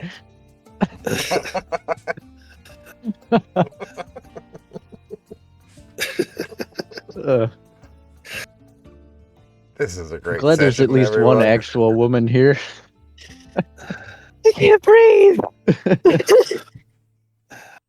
Zureg hasn't had clothes on the majority of this campaign. Yep, we're just now all actually talking about it. Yeah.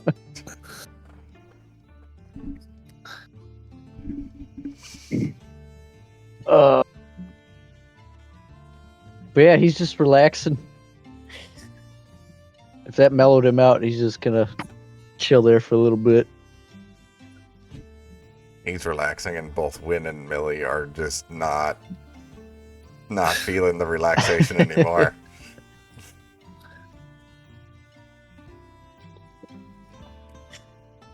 When is this gonna be like, I need something to take my mind off this. She's gonna like make an order for like 15 breadsticks. I don't think that's gonna help. Just pulls It out doesn't. She just pulls out a pocket oven and starts baking them herself. She's got a little fucking easy bake oven in her pocket. Just boom. Phrasing. We don't talk about pocket ovens. So breadsticks are delivered. pocket. by a satyr, and he brings them over to you, and they're piping hot. You can see the steam coming off them, and he looks at you and picks one up and gives you a raised eyebrow and a seductive look as he slowly starts to hand it towards you, but not going to hand it to your hands. It looks like he's putting it up to your lips. And if you allow him to do so, he touches it gently to the tip, to the just barely touching to your lips, and he moves it around in a small circle, tempting you to bite it. I think Wynn, like, very embarrassingly, will give it like a nibble eventually. When you And then pause. When you give it a nibble, he makes a little like, ooh. And then pause and go, no, you can't just use allspice whenever you want. That's not how you make a proper breadstick. That's what snaps her out of it. Completely, like 110%. Also, a 1 hour rise, you ain't gonna get a proper levity out of that kind of loaf. She like stands up and goes, "Lead me to your kitchen." How did we end up at Give me a persuasion check. I win. I'm gonna need you to lock it the fuck in and manifest your rules here. Hey, you got some inspiration, right? Oh my god, it works. Damn. How did you have a +8? You see, this I'm a noble. Charismatic. this satyr like looks taken aback for a moment, but then like it seems to like really react to your commanding voice, and they grab your hand and say, "Follow me. Yes, I'll take mommy. you to the chef." One just like grabs the hand, and it is not like it's like I gotta fix this. This is a disaster. They're losing so much money on this cooking. Wynn is whisked off to the kitchen, leaving Zurag and Millie. And Renard, Yeah, let's who's not currently forget. standing there like, he's standing over there like, he's like, this place is no place for a lady. Millie is like every shade of red she can be. Like it's traveling from her face. Like it originally originated in her cheeks. It's spread out to her entire face and is now going to her ears. Like she is just like not capable of computing what is happening right now. She's like, it started as a joke and I don't know how I got here. It is very, very apparent that Millie is just like internally screaming.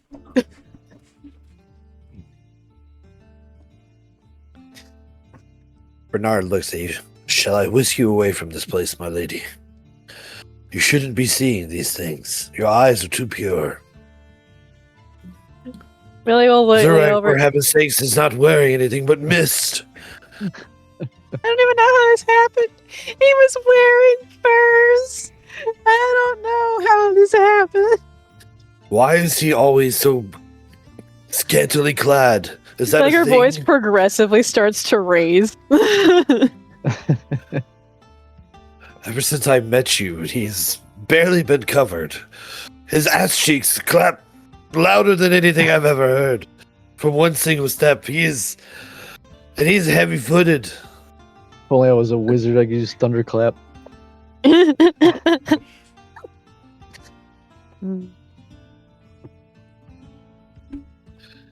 Just one quick turn and it sends everyone flying 15 feet away. Why do we take thunder damage while Zurag charges?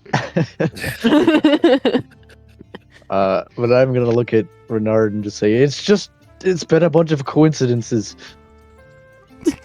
A series It's of very cold. unfortunate events. Series of How many- unfortunate events, yes. How many coincidences can there be that lead you to have no clothes on, man? Well, he was Insane. pretty I don't good even know about how to staying answer that. clothed until he went to Chol, and then everything went downhill. That I actually preferred because it was so damn hot. Well, it He had doesn't a seem like the kilt. cold is affecting you much. He looks down quickly.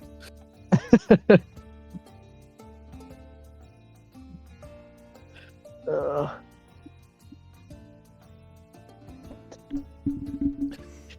I don't even know what to say.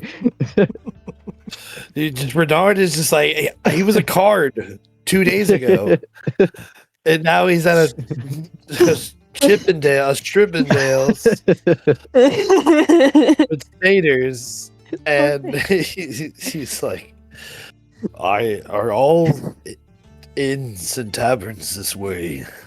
This is strange. I feel weird.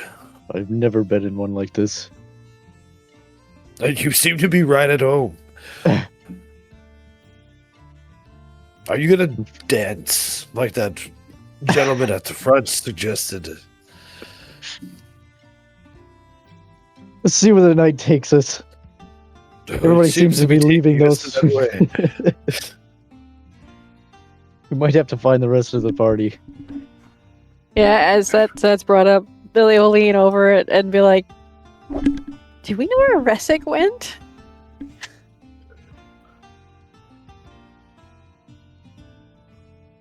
We cut over to Ressig, who finds a staircase on the around the left hand side of this building, and walks up and enters in through a door. And as you enter in, this seems to be a much more quiet area. There are a small number of round tables with chairs around them, as well as another bar, but this one is much quieter. A satyr in like a full like old-timey barkeep's outfit, still a vest, but actually has a button-down shirt underneath it. Can't see if he's wearing pants or not, but he definitely has more clothes on than the ones downstairs do. He's got a pair of small glasses hanging on the edge of his nose as he's making more sophisticated cocktails versus party cocktails. And Ressig, give me a perception check.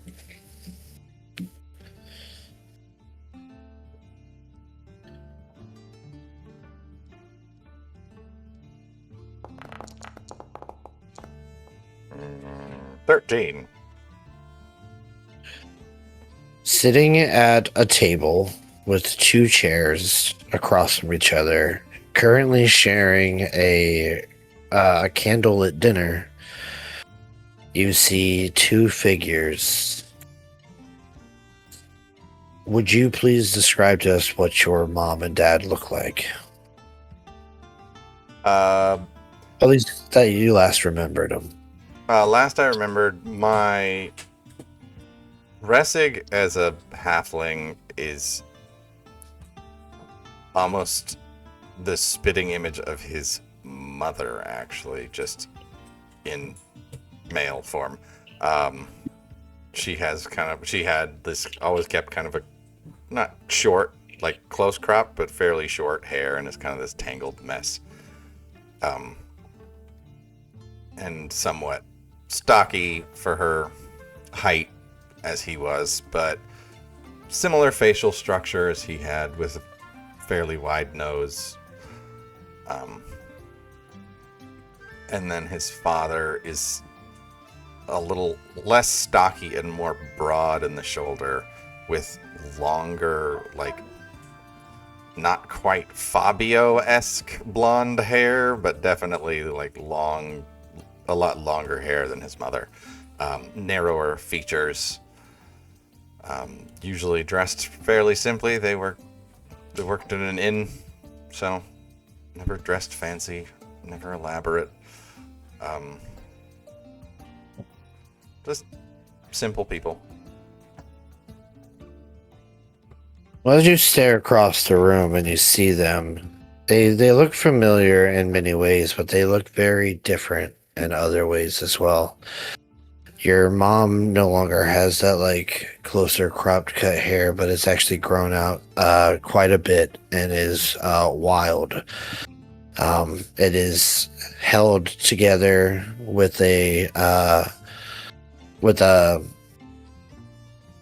like a greenish band, green and goldish band that wraps around her head, holding the wild mess down. Your father, his hair is shorter and parted to the side. It doesn't go past the tips of his ears at the current moment. You can see he's started to grow a beard. And your mom is not as stocky as she once was. So she seems to have lost a bunch of weight.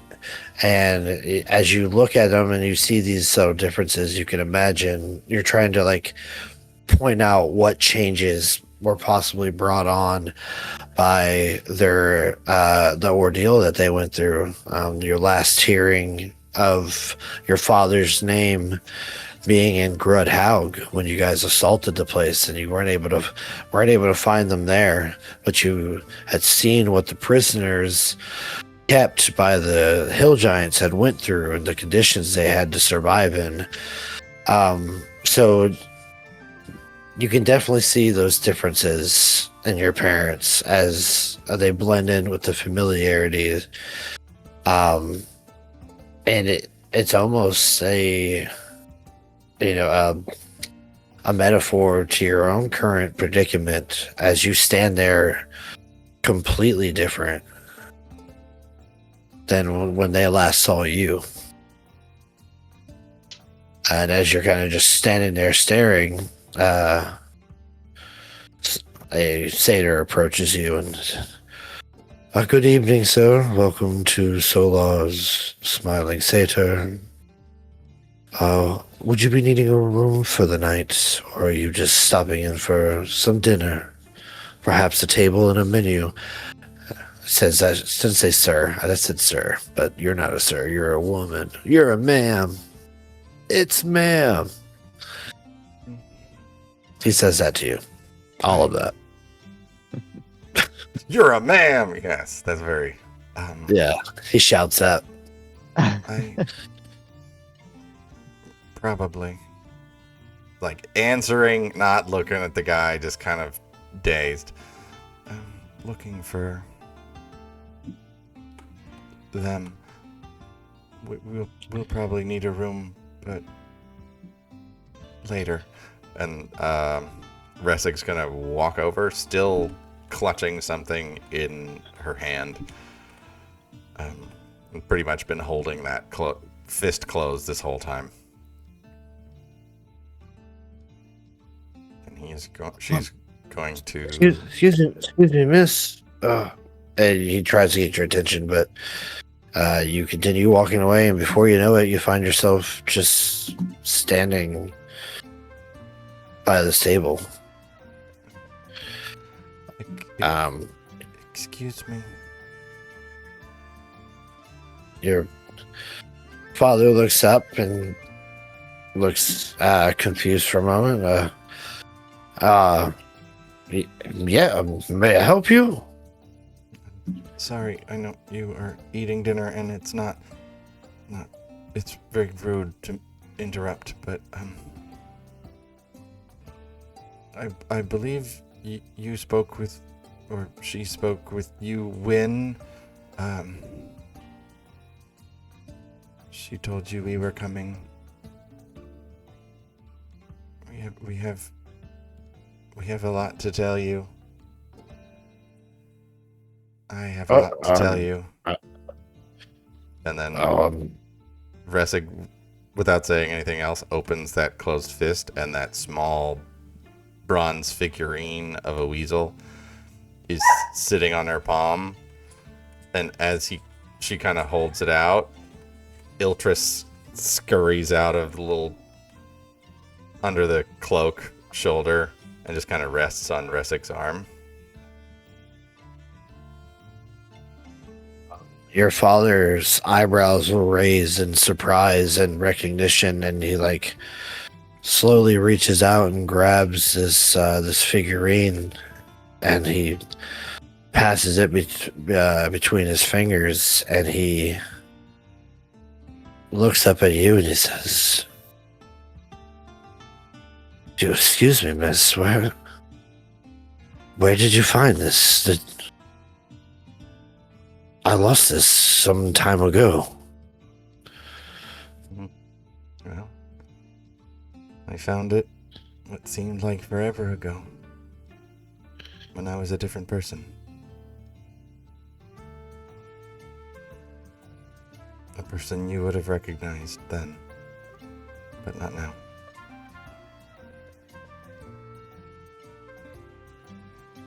Wynn said... All right, I don't follow you. Yeah, somebody named Wynn said they were with my son. Is that you? Are you Wynn? No, Wynn... Wynn was the chef at the... Oh, fuck, I don't remember what the name of the inn is.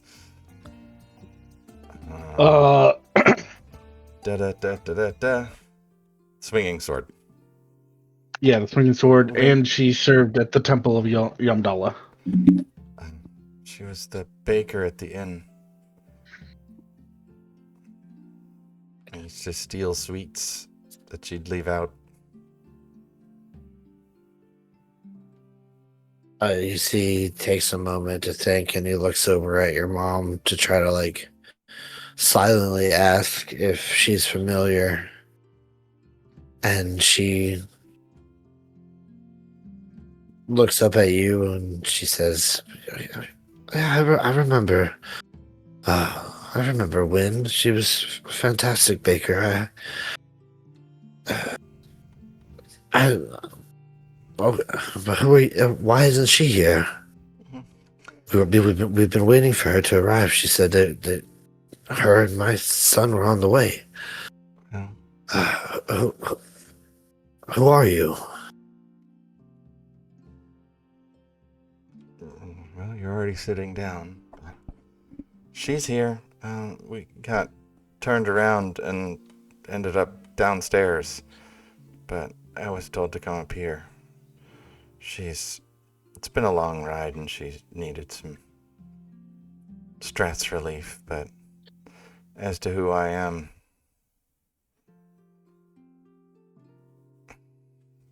like I said, I was a different person not too long ago. On the same inside. But I'm Ressig. And a lot's happened. Roll me a persuasion check. Right. Is it that one? I know there's something that one of these damn runes gives me advantage on. I can never remember which one it is. Where is it? Where are my runes? Was it Cloud? Deception and Sleight of Hand. Insight. Nope. Not Persuasion. It's Deception. Persuasion. No, that tracks. 4.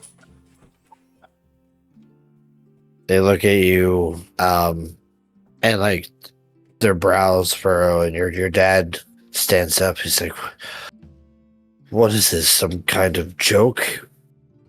You can't be Ressig. My son is a halfling and a man. Who are you, and what have you done with this Wynn who says that she travels with my son?" And your mother starts to ask her, "Hey, how do we know you're not just some doppelganger or something trying to trick us? Who are you?" I am Ressig Moonstep, son of Danzu and Lafira Moonstep, twin brother to Rissa, who was taken away by Ilwarin, a wood elf wizard. The prodigy came here to study. She always liked books. I preferred being outside. They And when you disappeared one day into the wilderness, you were supposed to come back and you never did. I tried to follow you. Found this bronze figurine that Rissa made for you. After you carved it, she transmuted it into the metal that it is right now. But while I was no, looking for no. you, I was You see captured. you see your father interrupts you. He's like, "Stop! I don't know what game you're trying to play out or how you even know any of this stuff, but obviously you have divined some information about my family from this trinket of mine." And like he begins to usher like your mom up. He's like, "No, I won't be privy to these tricks. I do not know you. I do not trust you. You weren't the one that communicated with me, and you're not here with them. No. No.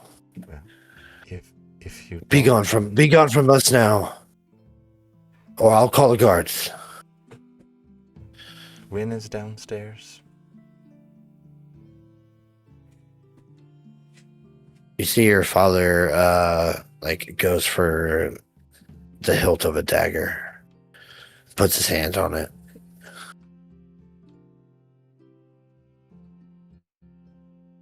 Whether you want to Leave believe it us or not, alone.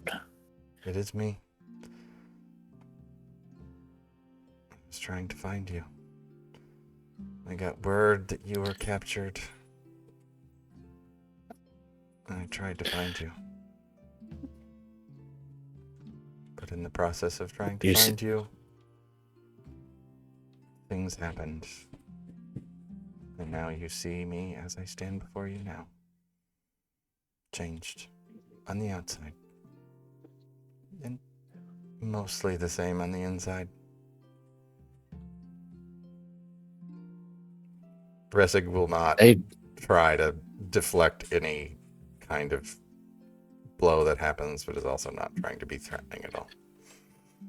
Well, no, your father isn't trying to like get into a fight. As you're saying this stuff, though, he has put himself in between you and your mother, and they are like backing away. He still has his hand on his dagger, but he doesn't recognize you. You are completely different, and you're not the voice that has appeared in his head. And in a world where magic exists, like he strongly feels like you are either some sort of shapeshifter who has absorbed memories, or something like that. So they don't look very welcoming, and they're backing their way out. Huh?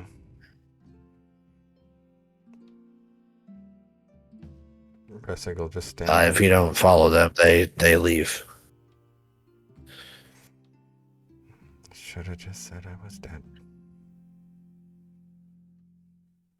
Ressig's just gonna sit down at whatever chair was there.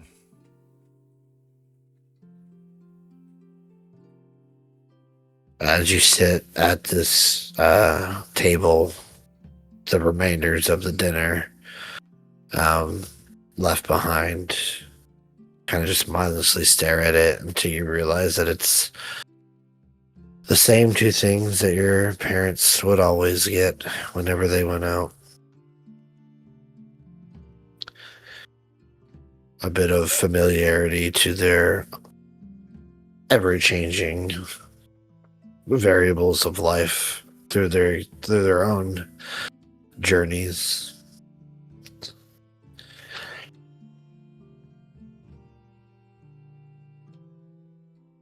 Satyr approaches you as excuse me, ma'am, is there a problem here? More than I have time to explain. I just need some time to think.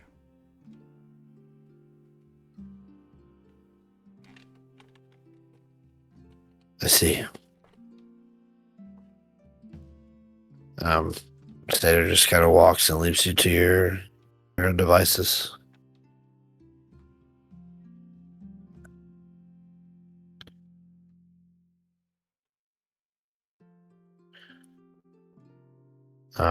Meanwhile, back with Wynn, you are led to a kitchen where a large staff of like sous chefs, as well as other cooks, work together in a very high pace environment. There's a satyr with a chef's outfit, calling out to the other ones the orders that come in for food. Wynn's gonna be walking in. She's gonna like cast a glance over at a pot. Let's roll first. So you'll be like, "You're overboiling the lobster," and then she keeps moving. Give me a persuasion check with disadvantage. Actually, just charisma. Just straight charisma. Just straight charisma. Oh, With disadvantage. Still got good odds. if it's persuasion, add a +8. Pardon me, you'll come into my kitchen and insult my cooking. Who are you? Wynn will kind of put her hands on her hips and she'll go, Wynn, sweetheart, I'm probably the best chef, on this side of the Sword Coast. I hardly doubt that, because I am that chef. The best chef here in all of Silverymoon. You cannot be the best chef, because I am the best chef. Hands still on the hips, she'll go, you're willing to take a bet on that? Do not be silly. This is my kitchen. I serve everyone delicious food. Who are you? A baker. Kind of scoffs a bit. Wynn will I see your flour-covered hands. Wynn will go, kind of roll up her sleeves, and there's like the telltale like burn marks from like a chef who's been a chef for a while. And she'll go, I will have you know that any food, any item you could even imagine, I could make better. I can make better. You are a silly little girl. You couldn't even compare. What was your name again? Wynn, sweetheart? I've never even heard of you. And I ain't even heard of you, so I guess we're even. Well, you must be untraveled and uncultured. I am Solar of the Solar Smiling Satyr. World-renowned chef in all of Silverymoon. But how come your breadsticks were undersalted? A 1 hour leavening time? How Seems dare you? pretty weak. Our breadsticks are made to order. Made to order? You, first things first, obviously, then you're not giving them to properly leaven. And then you're not even salting them properly. You're just mass churning out food. It was alright, I suppose. It would feed someone. But give them wonder? Make their palate explode along with their eyes in this place? No, sir. No, sir, you didn't. How dare you come back here and besmirch our perfectly baked buns of deliciousness, the buttery crust, hiding that soft, doughy interior. Nah, you put so much butter on it, I might as well call you Paula. You do not call me Paula, I call you Paula. Win just squares up. She goes, "You best take that back." Oh no, you're such a pot. I smelled all the buttery oil coming off you a mile away. Even I'm over looking these right over there opaque at a scallops. steak that's drowning. That butter's brown too. You burnt the butter. You don't even know how to properly make a roux. That is a pan Yeah, sauce. You wouldn't even know the difference between a pan sauce and a roux if it splashed you in the face. Fine, you want the cooking challenge? I challenge you to a duel. A cooking duel. Starter, main course, and dessert. Right now. You're on. Okay. The kitchen's divided into a blue half and a red half. The kitchen suddenly takes the shape of a chopped TV set.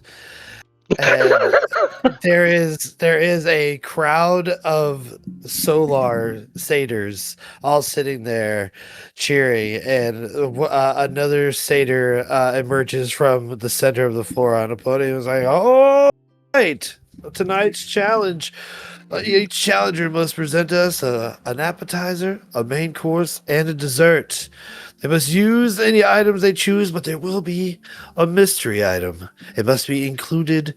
It must be framed, and the main point of our presentation. To our right here, we have our reigning champion, Solar of the Solar Shining Smiling Satyr. And over here to our left, newbie, challenger. From lands unknown, Win Sweetheart. It cuts to you in a booth doing a confessional.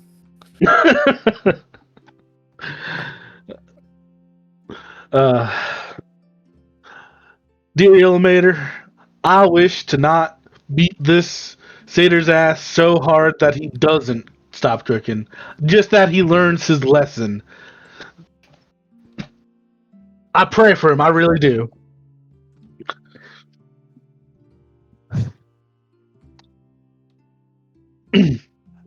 That's when Vader's like, roll divine intervention.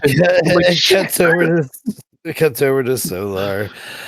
Solar, the chef is like, this Win Sweetheart comes in here insulting my food. I'm going to wipe the floor with her. She'll see. I am the greatest chef. She is the Paula. And it cuts out to you guys, and just like in Chopped, there's shelves lined with all types of ingredients. There's walk-in freezers and refrigerators that you can choose your ingredients from to present, to prepare and present. And you hear the announcer pipes in. He's like, "All right, contestants. Get ready. The first course, the appetizer." So go ahead and choose your ingredients there. I'm going to actually make a list. Yeah, meal? absolutely. Oh, absolutely. Man. And once you pick your what you're gonna make, let me know, and I'm gonna introduce the mystery ingredient. Well, I have to think of what I'm going to make for my amuse bouche then. You want to give him a minute and pivot back to somebody else? Yeah, we'll pivot back over to Zurag and Millie.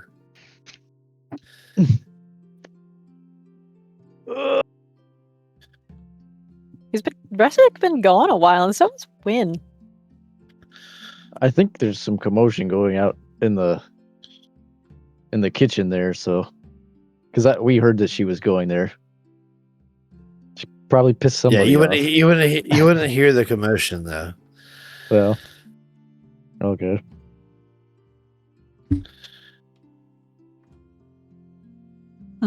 What do you want to do?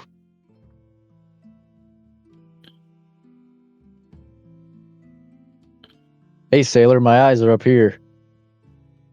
Millie would just be sipping on like some wine right now, and she'd just be like, I don't even know anymore. And she's like trying not to make eye contact with it.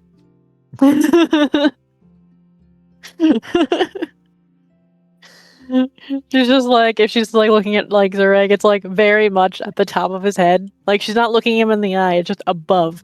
His 5 head. She mostly tries to like look at Renard even when she's not talking to him.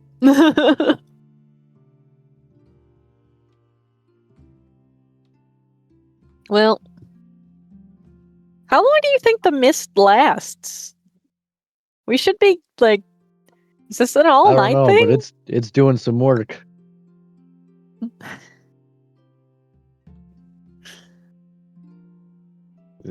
I don't know anything about this magic business.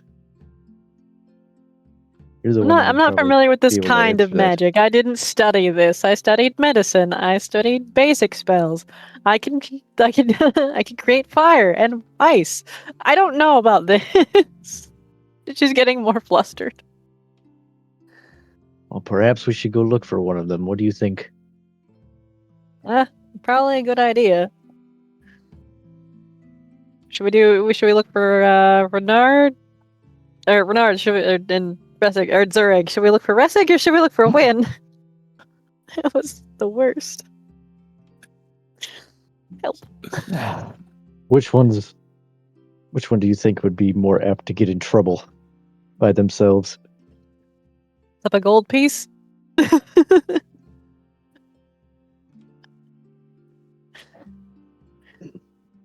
And she'll pull one out of her bag. Call it. Heads is what? Tails is what? I can flip a one. It's a D2. Yeah. Invalid. What do I get? Space? Yeah. Heads is You win, didn't or call one is it. win. Okay. I was doing it when I was going. It's a 1. Alright, let's go check on Win. Don't worry, Okay. I've gone through the entire length of Shokugeki no Soma for meals ideas right now. Okay. So if we stand up to get, how far are we from the kitchen? I mean, you're the whole space is relative here. So like you have to ask a few employees where the kitchen is, but you're eventually brought back there. And as you walk through the door, you're greeted by a satyr that has like a earpiece and a clipboard, and he's like, "Oh, late arrivals. Yeah, we have 2 extra seats right here." And you're brought into this like live TV set where you see a bunch of satyrs in seats facing a stage where you see Win and this other satyr dressed in chef outfit getting ready to compete in some sort of cooking competition. That's Oh when my they God. announce the secret ingredients, pickles, and Win and him set aside their differences and just start beating the crap out of the third party. Have you chose what you want to Yeah. make? It's Rainbow Trini. Millie will lean over to Zureg and Renard. Oh my god. She competitively cooks when she's drunk. Win will bark, I ain't drunk! I didn't say that very loud. How did she hear me? The kitchen, this is my domain. She can hear everything. Win if you win. I'll do something nice for you. Win just falls off the stool.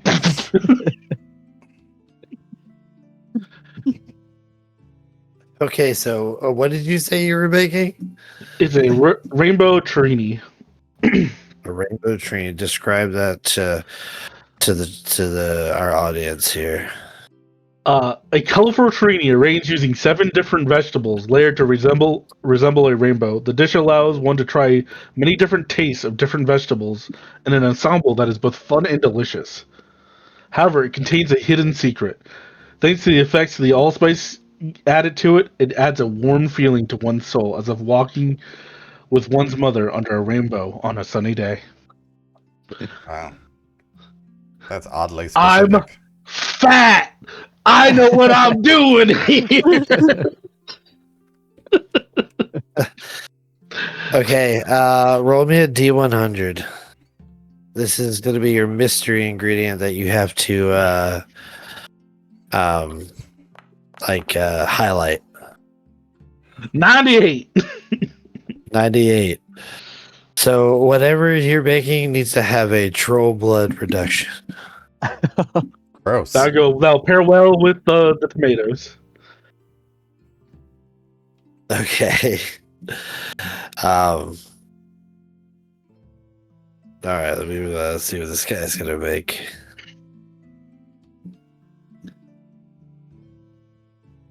When will even go for my moose bouche, as she describes the meal. She won't give out the secret yet, but Oh, that's not what I wanted to do.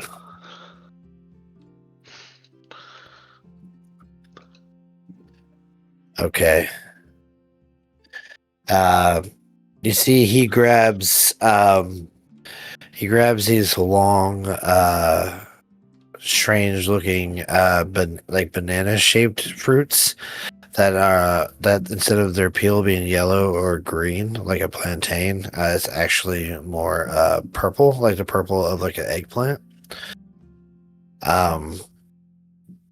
And you see he starts grabbing stuff to make a bit of a reduction himself, and he's going to roll a D100, see what his... So we've gone from a man trying to feed Win breadsticks to a man trying to feed Win a banana. Yep. Phallic. There We got a seems lot to of be a phallic shit. theme going on with tonight's game. He pulls out his mystery ingredient that needs to be highlighted, and he has to include a Kraken ink reduction with his. So we're gonna roll performance checks. He's gonna roll with advantage because this is his kitchen, and he's that good. performance cooks. We're cooking food. Yeah, but it's not. It's about how you present it. Here we'll roll a series of things. Then we'll roll dexterity. We'll call it sleight of hand for preparing and cooking the dish, and then we'll call it performance for presentation, and then we'll call it just a straight D20 for the taste. Can I have advantage because all food prepared for me is extra delicious? I will give you advantage on the cooking part. Because just because it is delicious doesn't mean it's going to look good. So I'm going to roll with an advantage on all of mine, except for the D20 at the end. Manifest Actually, rolls. no. I'm going to Manifest my rules. I'm going to give him.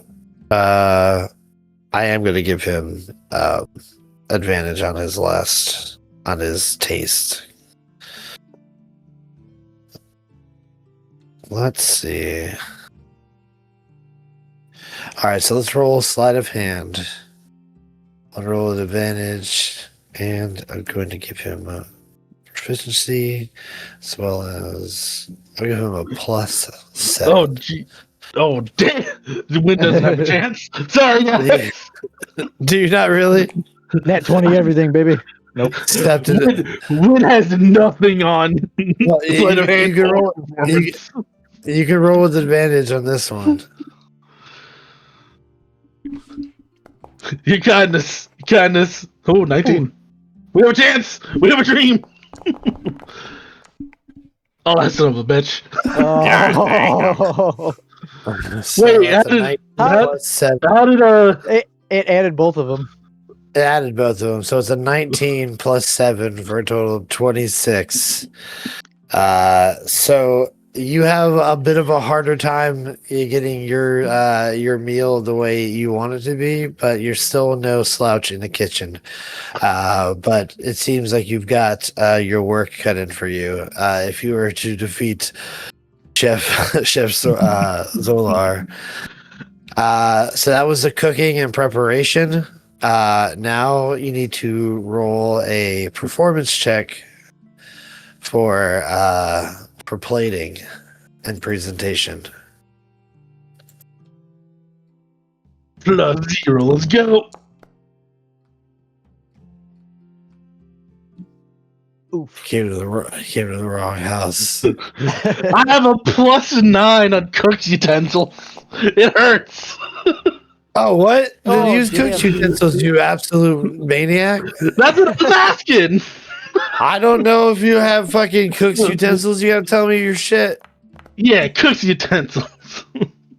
I mean, I won't be this nat 20, but it'll bring me up to a. Well, that to, was uh, that You was would've won the for first one. cooked utensils. Cooked, no, she wouldn't have. Yeah. I got Uh, 26. Yeah, That was she cooked would have got utensils that would have 28. brought me to 28. So she would have won. Oh, okay. Well, then we'll take that one. And he beats me here for sure with a nat 20, though. Yeah. So you show you show your skills adamantly. Like the crowd is like they're watching you, and like as you're going through the process of cooking this, like they're watching intently, and but it's still very close in neck and neck. And then the presentation comes out, and his looks fantastic. It is this it almost looks to be carved into like a long ship out of this strange looking banana. It's got it's got everything that a longship would have, like sails and everything. It's either made out of edible edible cloth or other food. I don't know food terms, so I'm not going to be able to go full out on you. But it's sitting in like a reduction of this black syrup that moves slightly like little lapping waves against this banana longboat, this banana boat. And you can see that they've even included some like fried calamari pods. So it makes it look like it's a ship going against a kraken.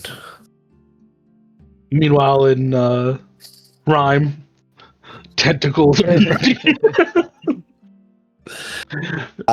Now we roll a D20.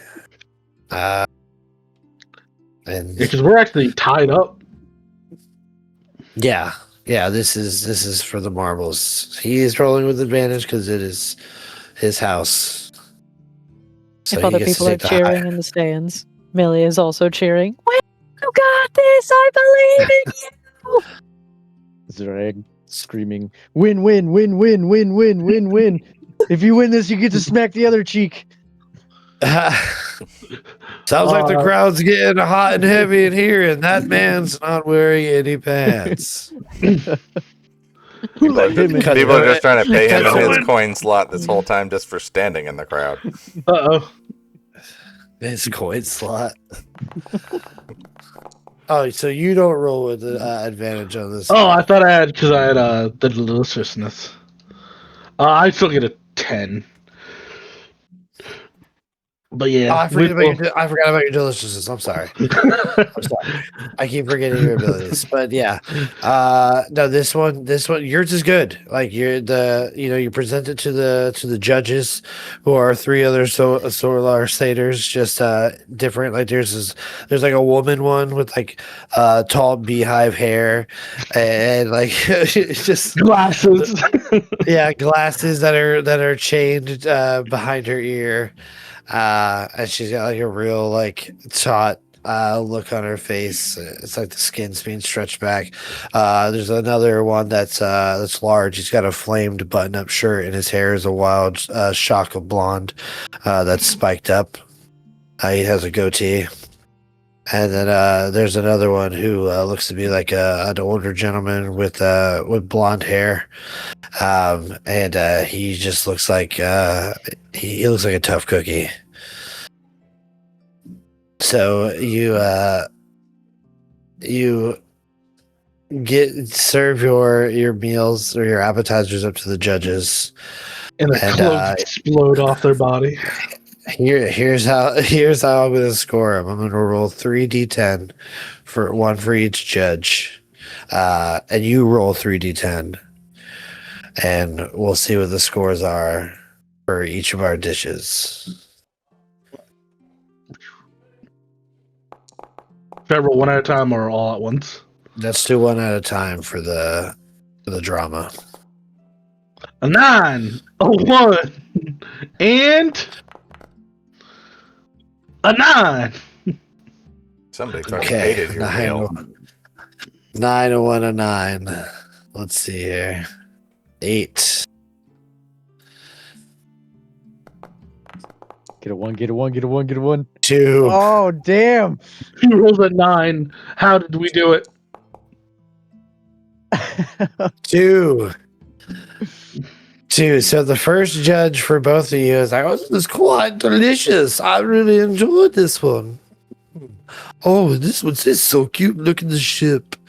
And then the second one is just like, I've had many appetizers in my day, and I had to say these are my least favorite. I don't know if it's your choice of salty and sweet or just how you mix things together, but it's not baller for me. The other one gets to through your dish, and when he's like, I don't know what he's talking about. That's fantastic. I love this.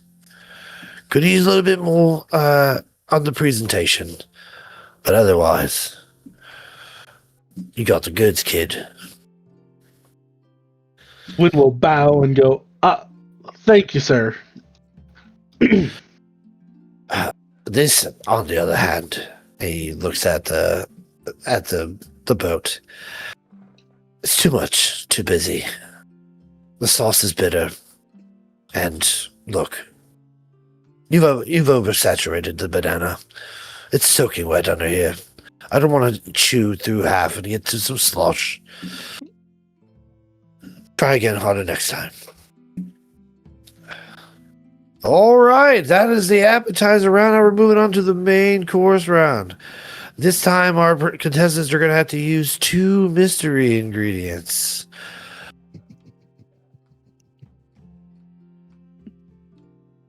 Win will kind of, as she's going back, she will kind of give Solar a little bit of a pat on the back and go, Solaire. Nice.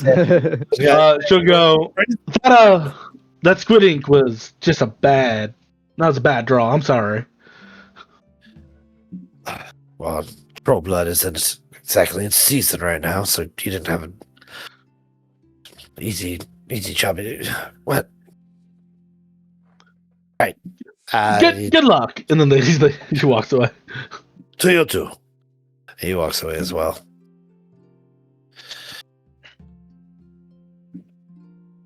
All right. So roll 2d100. Let's see what. Also, I would like to point out it's 12 o'clock. Oh shit! I get troubled again. There's the first, and then the second is 44 and 43. Oh wow. Okay. Where's my? So you have to include and highlight astral plankton pearls and mermaid kelp noodles. That won't go with my quail stuffed risotto. I'm gonna roll my 96 and a 17. Shadowfell black garlic and lich lime juice. None of that At sounds least they go good. together. My, the mystery ingredients have been revealed. Oh, I wonder how our two contestants will create what they will create. But for now, we'll go to commercial, and we'll fucking end there on a commercial and give us both time to come back with a crazy meal. You best believe I'm gonna go crazy. I tried to go through as many countries as I could, so I was doing French, Japanese, and then Italian. Ah man. So yeah, we'll reveal our main courses and get to the dessert round next time. And Ressig's having the worst time of his life Oh, yeah. upstairs. She is in absolute hell. Well, we'll see what happens next time on Random Storms. Thank you everybody for hanging out with us. Sorry for our late start tonight. A little shorter session. I hope everybody had fun. Oh yeah. Thank you There's all for still watching. much more to see here in Silverymoon. So come join us next time when we play. Join us next Sunday for our Christmas one shot. Oh, We'll be yes. taking a little break from Rain of Storms and getting into some Christmas festivities. So bring your stockings. Allow us to put our gifts in them, and bring your holiday spirit. That's an odd statement after tonight's session. It Have a really nice was. Yeah, cold exactly. Coca-Cola. Have a nice cold Coca-Cola, and if you want, it can be served to you, dripping down the rock hard abs of a sexy satyr. And with that, we will leave you with a good night and thank you for watching. Yep. Everybody, grab your sexy satyr's hands and lead them over to on a raid as we're going to raid. Good night, everyone.